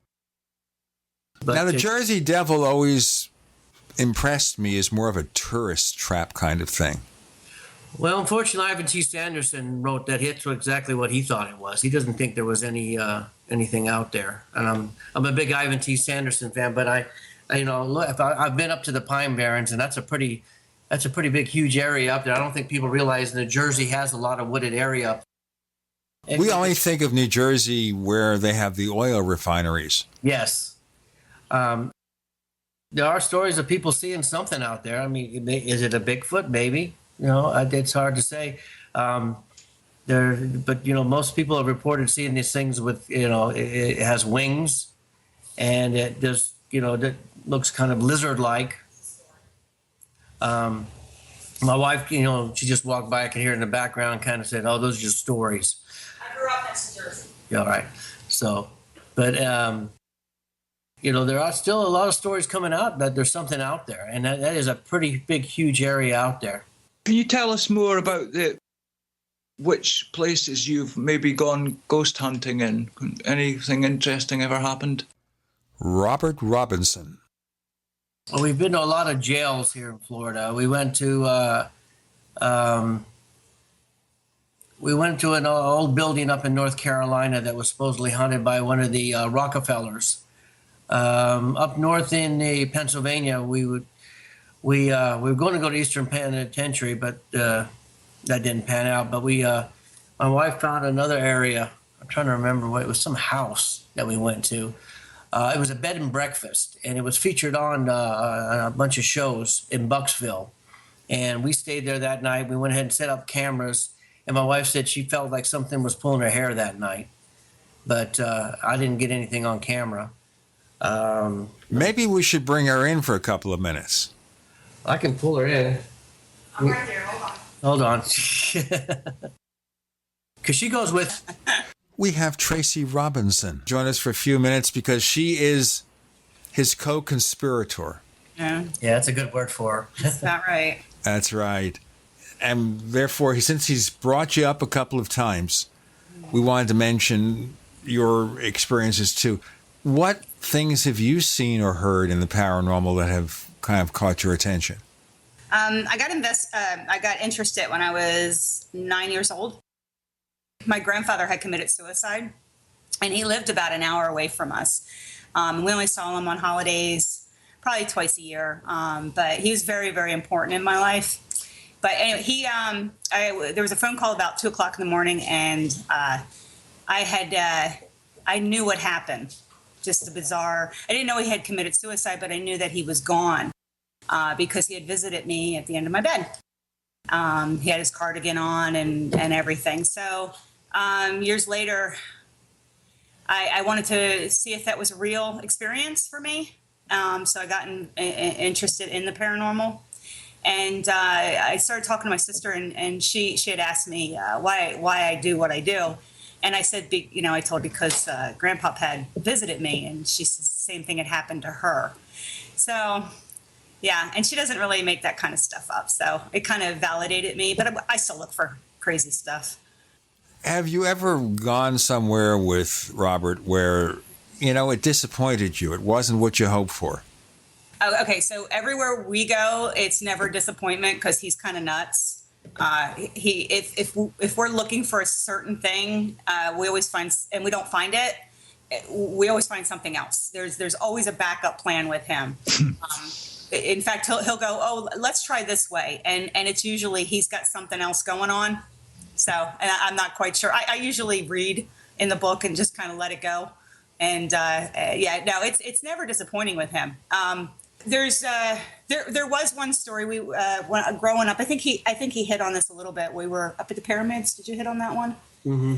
And we all thought it was a big cult. And we had my daughter and her fiance and my son were in the car. And you're talking years and years and years of us scared to death of this place because it had pyramids in it, and the hellhounds would come after you and eat you if you got dropped off there. And one of the senior pranks is we used to drop off the freshmen and then just take off and leave them there in it's really mean, but by the pyramids.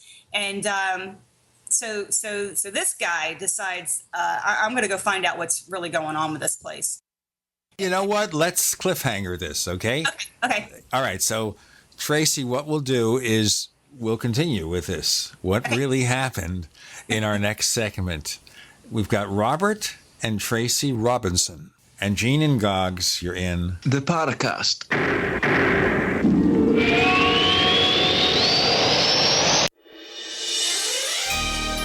Thank you for listening to GCN. Be sure to visit GCNlive.com today.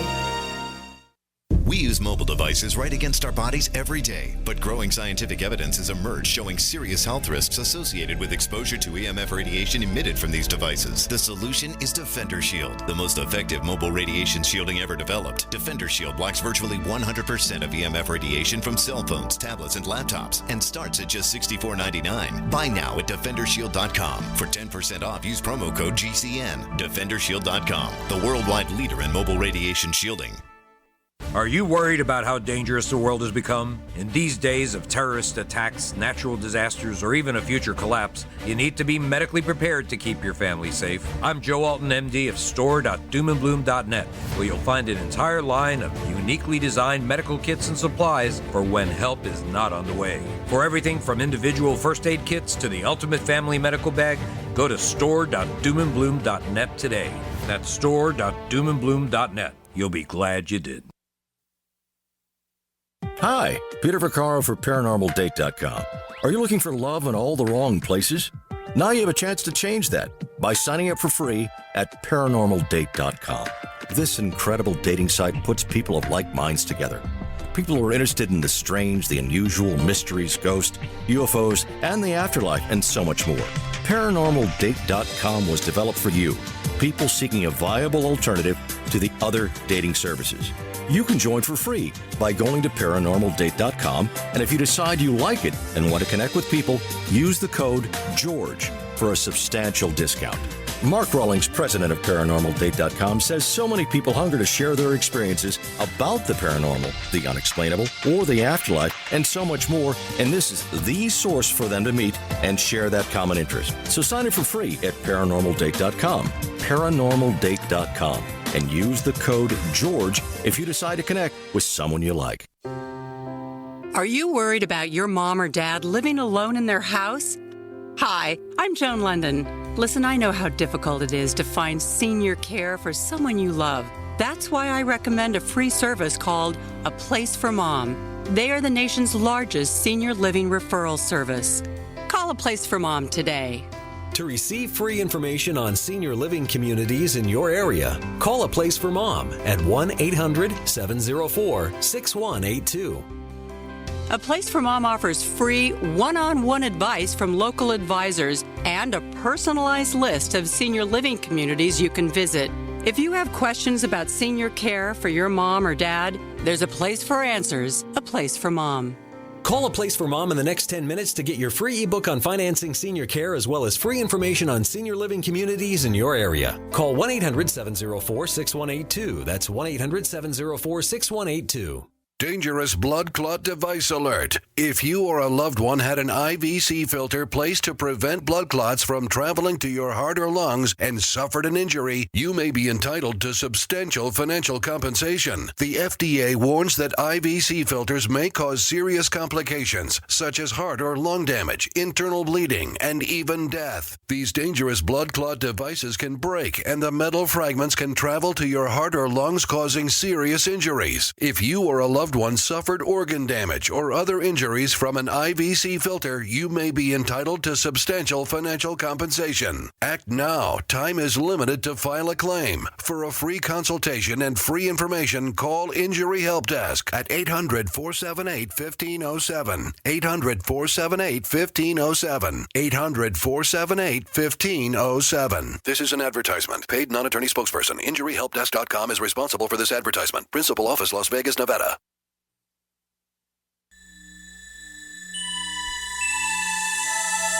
This is Jacques Vallée. You're listening to the Paracast, the gold standard of paranormal radio.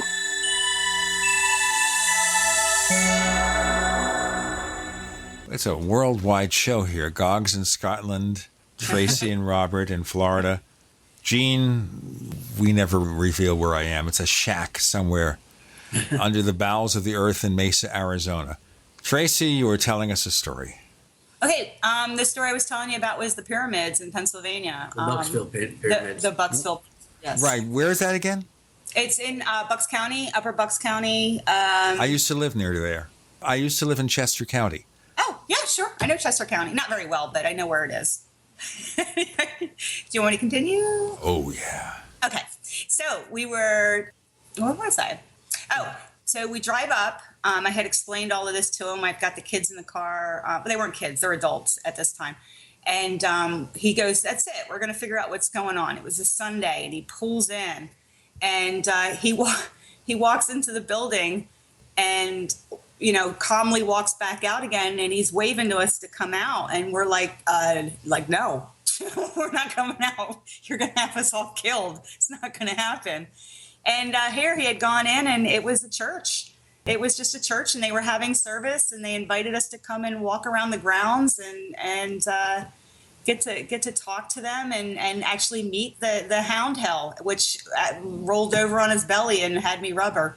So it was kind of funny. That was a disappointment, but not a disappointment. It was an amazing experience for us, because when I went back and told my girlfriends from high school and my friends from high school, they were like, get out of here. What do your friends think about this? You have the book out now where you people are traveling to crazy places in the United States to see crazy, wacky things. They must envy you. Yeah. Whenever Rob's on TV, he's been on a couple different shows. My girlfriends will call me and say, hey, that is your husband on TV. We moved kind of far away, so I don't see them all the time. I see them maybe once a year when I go back up to visit. But they'll be like, that's Rob, your husband, right? And I'm like, yeah. So, yeah. No, they're some of them think it's really, really neat, and some of them think like, you are crazy, because I wasn't really all that crazy in high school. I was kind of reserved. Not I didn't really tell anybody that I watched the stuff that I used to watch, because I used to watch kung fu movies and stuff that didn't make you very popular in high school. I never told anybody that, but now, they're starting to understand how I really was in high school, and they didn't know it. And a lot of my friends from high school who were really into that, they were just kind of acquaintances, have become really good friends of mine now that I've come out of the closet. So you were a wacky person in high school. How long have you two known each other? Forever. Since 2000, since the year 2000. Yeah. Was when we met. I came and met him 2 weeks. I lived in Texas. I worked for a home improvement store in Texas, and he was in North Carolina, and my sister kind of set us up. And I came out 2 weeks before 9/11 to meet him, and then I just never left. He got deployed, and I stayed with the kids. We've been together ever since. Was an interest in the paranormal, was it kind of like declared on both sides when you first met? Did you discover that you're both interested in this kind of thing? No. Well, like I said, she was more the paranormal, and then we met people that actually did it, and I just kind of came along, just to. Both of us were kind of afraid to tell each other what our interests were at first, because it was before mainstream, before the shows came out, like Ghost Hunters and all of that. When you would talk about what you were interested in, they would come down on you pretty hard and call you a nut. So we were a little reserved about it at first, but then it just came out, and it sounds really funny. Yeah, I think it's an effect partly due to the X-Files in the 90s. I think it had quite a lot to do with paranormal things becoming a bit more accepted. And I think there are quite a few people have maybe even just enjoyed the show because they just enjoyed a show, and maybe because of that they've kind of got an interest in the paranormal. But definitely the last 10, 20 years, I think TV for sure has become so much more paranormal friendly, and we have to wonder 10 years from now, unless it's just a kind of passing phase, maybe it'll become even more accepted, and we will never hear sarcastic news stories about UFO sightings and whatever. It definitely seems to be going that direction. I hope so. I really do, because there's a lot of people who are experiencing things, and believe me, I'm a skeptic without being a cynic. I am very skeptical on certain things, but I'm never cynical about things. If you tell me a story, I'm going to listen to you. I'm going to understand, give you the full benefit of the doubt. If I don't believe you, that's my right. I'm not going to call you out on it. I'll just, kind of graciously nod my head and walk away, and probably become really good friends on Facebook. That's usually what happens. But I don't know. I keep an open mind, but I'm not convinced on a lot of things. We Bigfoot hunt, and trust me, if there was a 10-foot being out in the woods, I wouldn't be out there with it. It just wouldn't happen for me. So if I ever do see Bigfoot, I will never go back out in the woods again. Not going to happen. So you basically look at this in academic fashion. We'll go to the site, see what's going on. But if the UFO lands or the creature comes forth, I'm out of here. Yeah, pretty much. Well, I don't know about the UFO part. I mean, they may, I don't know about that one. I mean, I definitely think I would still stay. I mean, it would definitely, as I've talked to some witnesses, it would definitely have an emotional impact on me. Yeah. But I don't think that I would stop. And I'll say, like, I have a friend of mine, Denise Stoner. She was an abductee. Yes, she's been on the Paracast. Yeah, and she is still very, very active in it. In fact, I even had, just to let you know, I had her look over my book on certain parts because I wanted her to, her input. Because, like I said, and she's one of, like I said, she's one of those abductees who I do believe something happened with her. She's very convincing. Yeah, definitely. I mean, I think many of us don't accept all abduction cases, but there are some cases that just, they just seem to be so good that I do think it does happen. So Tracy, specifically talking to you, what is your thing in terms of paranormal? What's your favorite kind of part of the paranormal scene? Is it ghost hunting or UFOs or what? I like the ghost hunting. That's kind of my thing. Do you actually go on ghost hunts? I know you've said you've been to a couple of places, but do you go with the gadgets and stuff like that? EMF meters and whatever. Do you go that far, or do you just like to visit these places and have a look around? Yeah, I've been on quite a few ghost hunts over the years. We have some friends who are about as close to professional as you can possibly get. They have all the gadgets, and it's a lot of fun. See, with me, I'm really not out to prove anything to anybody other than myself. So I really don't need the gadgets. But you do have a ghost hunting bag. I do have a ghost hunting bag. Honestly, I used to work at a cemetery. I used to do the state regs for burials. And I obviously spent a lot of time there. And I've had a lot of personal experiences that validated it for myself. And that's really why I'm in it. I know a lot of people are in it to get famous and to get on TV, and it's just really not my thing. Well, the thing is also, when you go on TV, nobody's handing you a big check. No, they're not. We know how that works. It doesn't happen. Only very, very few people who get involved in this field or these various pursuits come out of it with lots of money. The rest are just regular people who have an interest and they pursue it. We're going to pursue one more segment with the Robinson family, but not that Robinson family from Lost in Space. It sounds like we can start a new show with this. I'm going to ask you also about what the kids think about this. Tracy and Robert Robinson. The book is Legend Tripping with Gene and Goggs. You're in the Paracast.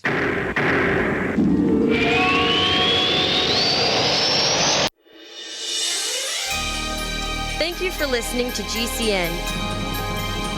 Be sure to visit GCNlive.com today. We also have swag. You know, we have all these exclusive Paracast things that you can buy. We've got 60 or so different items, and entails T-shirts, sleeves for notebook computers, iPad cases, mouse pads, the Paracast Jumbo tote bag, all sorts of T-shirts and jackets and stuff like that for men and women. We have a Paracast aluminum water bottle. All this stuff, you go to store.theparacast.com, store.theparacast.com. What makes it special is that the items are the best quality, great T-shirts, fabrics, and they have our official logo on them. That's what makes them special, in multiple sizes and colors.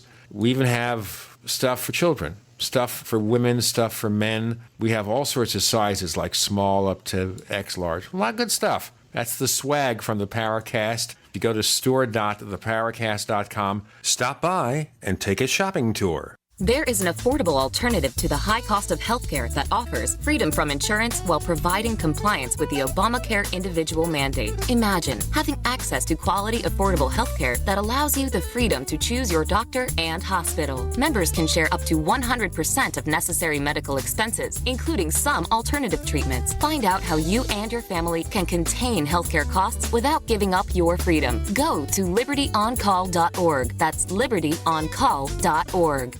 We use mobile devices right against our bodies every day, but growing scientific evidence has emerged showing serious health risks associated with exposure to EMF radiation emitted from these devices. The solution is Defender Shield, the most effective mobile radiation shielding ever developed. Defender Shield blocks virtually 100% of EMF radiation from cell phones, tablets, and laptops, and starts at just $64.99. Buy now at DefenderShield.com. For 10% off, use promo code GCN. DefenderShield.com, the worldwide leader in mobile radiation shielding.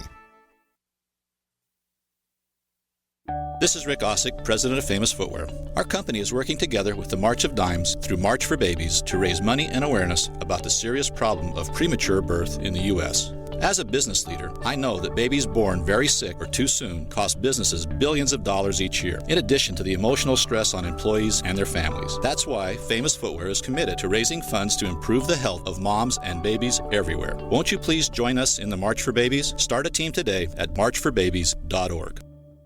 I'm Nick Soboleski, a Select Quote agent with a true story that could save you hundreds of dollars a year. A woman named Linda just called. Her husband, Ray, has a $300,000 group life insurance policy, but is changing jobs and can't take it with him. Well, I impartially shopped the highly rated term life insurance companies we represent and found Ray, who is 41 and takes medication to control his cholesterol, a 10-year, $500,000 policy for under $26 a month. That's almost twice the coverage for less than half of what he had paid. If SelectQuote hasn't shopped for your life insurance, you're probably paying too much. For your free quote, call 1-800-403-4885. That's 1-800-403-4885. 1-800-403-4885. Or go to SelectQuote.com. We shop, you save. Get full details in the example policy at SelectQuote.com/commercials. Your price could vary depending on your health, issuing company, and other factors. Not available in all states. Are you retired or facing retirement and you're afraid your income is going to be less than you'd like? I'm pharmacist Keith. Dr. Wallach, the Dead Doctors Don't Lie guy, and I want to show you a low-cost way to create your own business working around your current schedule, creating extra income that will last for years to come by joining Dr. Wallach's crusade, spreading his message of better health. To learn more, visit radio.recordedvideo.com. That's radio.recordedvideo.com, radio.recordedvideo.com, or call 866-257-3105 for a recorded message. Hi, this is Don Ecker, and you are tuned into the Paracast. Let me tell you what, you're going to hear stuff here that you probably won't hear anywhere else. Hear that, George Snorri? Tracy, I'm so glad to have you on the show. In fact, we'll just throw Robert off. I'm kidding. But seriously speaking here, Mommy and Daddy are looking after ghosts and UFOs and cryptids. What do your kids think? They think we're crazy. Yeah. They come out with us, though. They think we're nuts. No, my daughters are very weary on the whole ghost thing. It does scare them. They like to go out, and they like to do this kind of stuff. They love going out. Here's the thing. We have, Rob has three children. I have three children. When we brought them all together, they were all teenagers, and we were flat broke because they were expensive.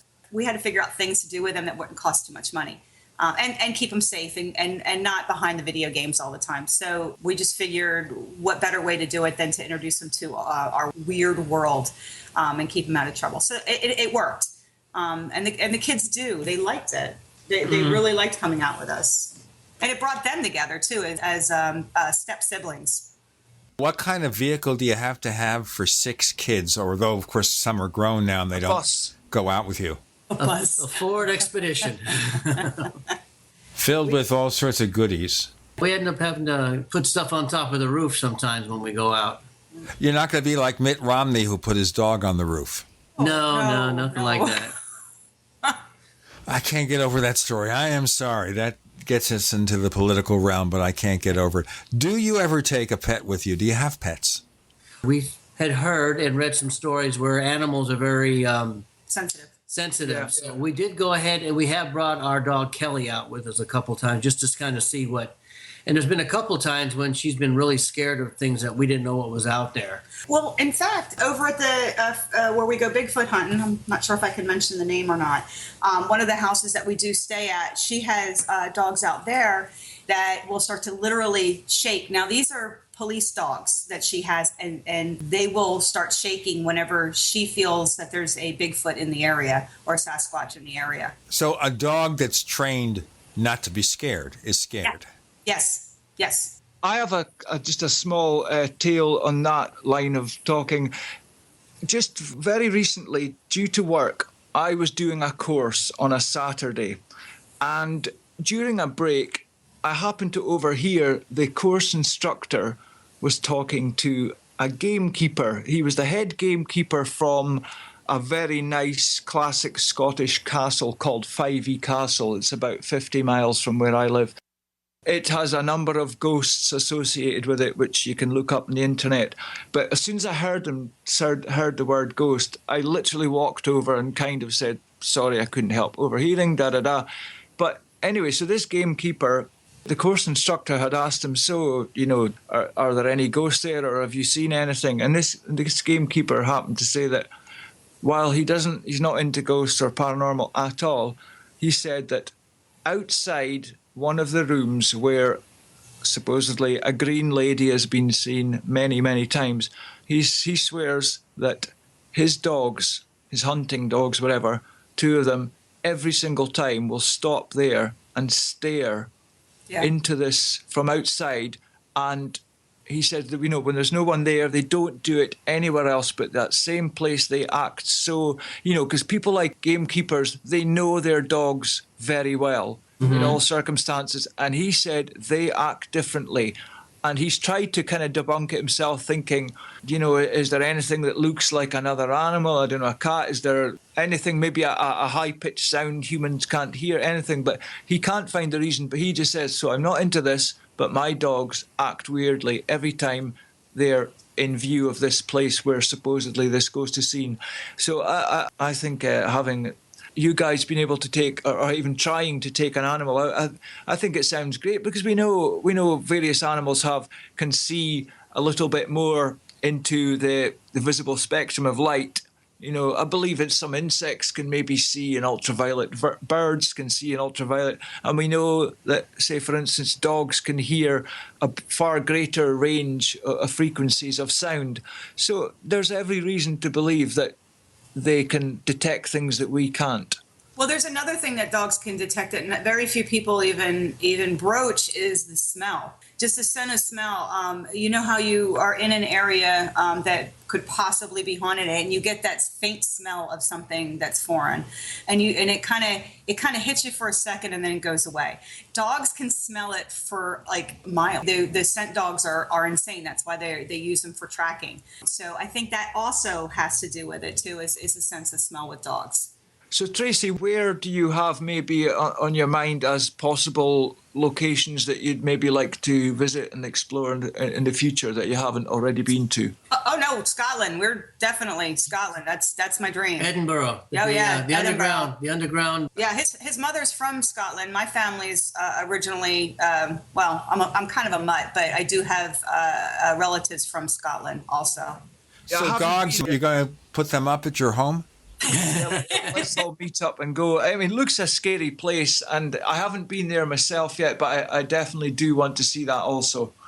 So we're setting up this meeting here. They're going to travel to Scotland. You'll put them up in your palatial estate, and you'll, of course, feed them.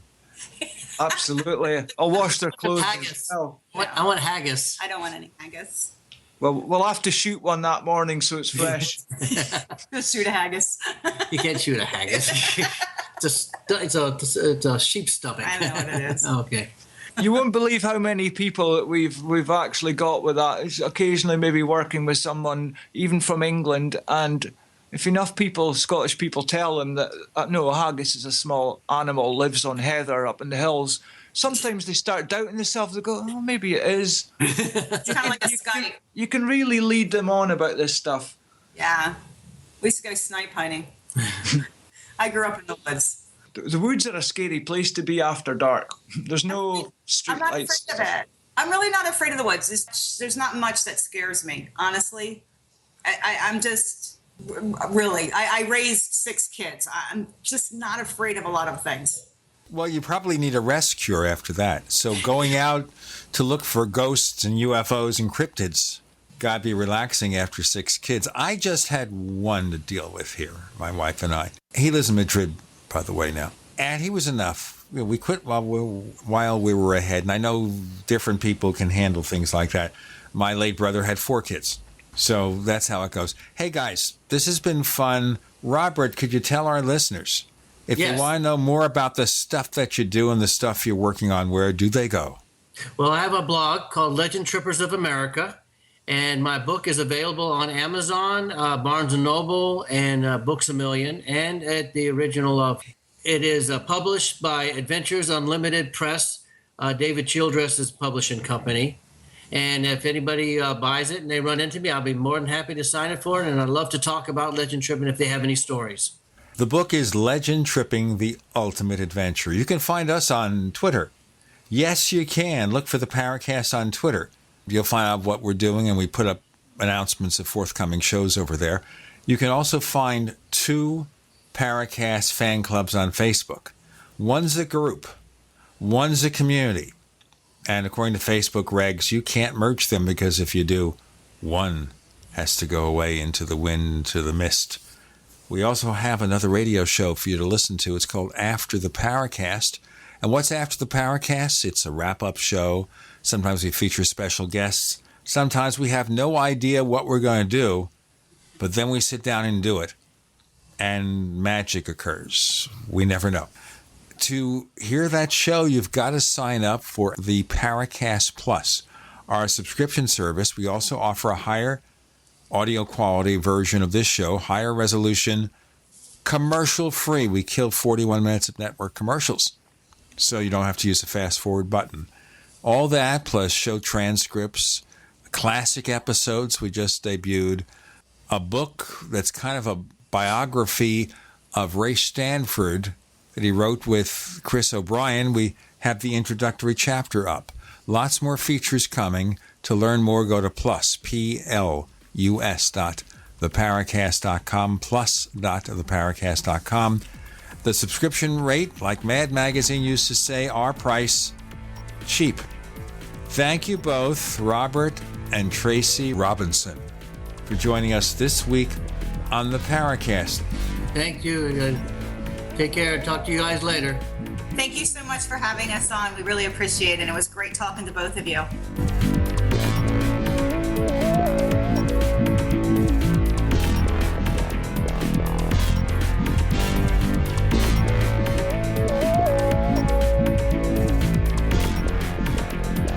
The Paracast, featuring Gene Steinberg and Christopher O'Brien, is a copyrighted presentation of Making the Impossible Incorporated.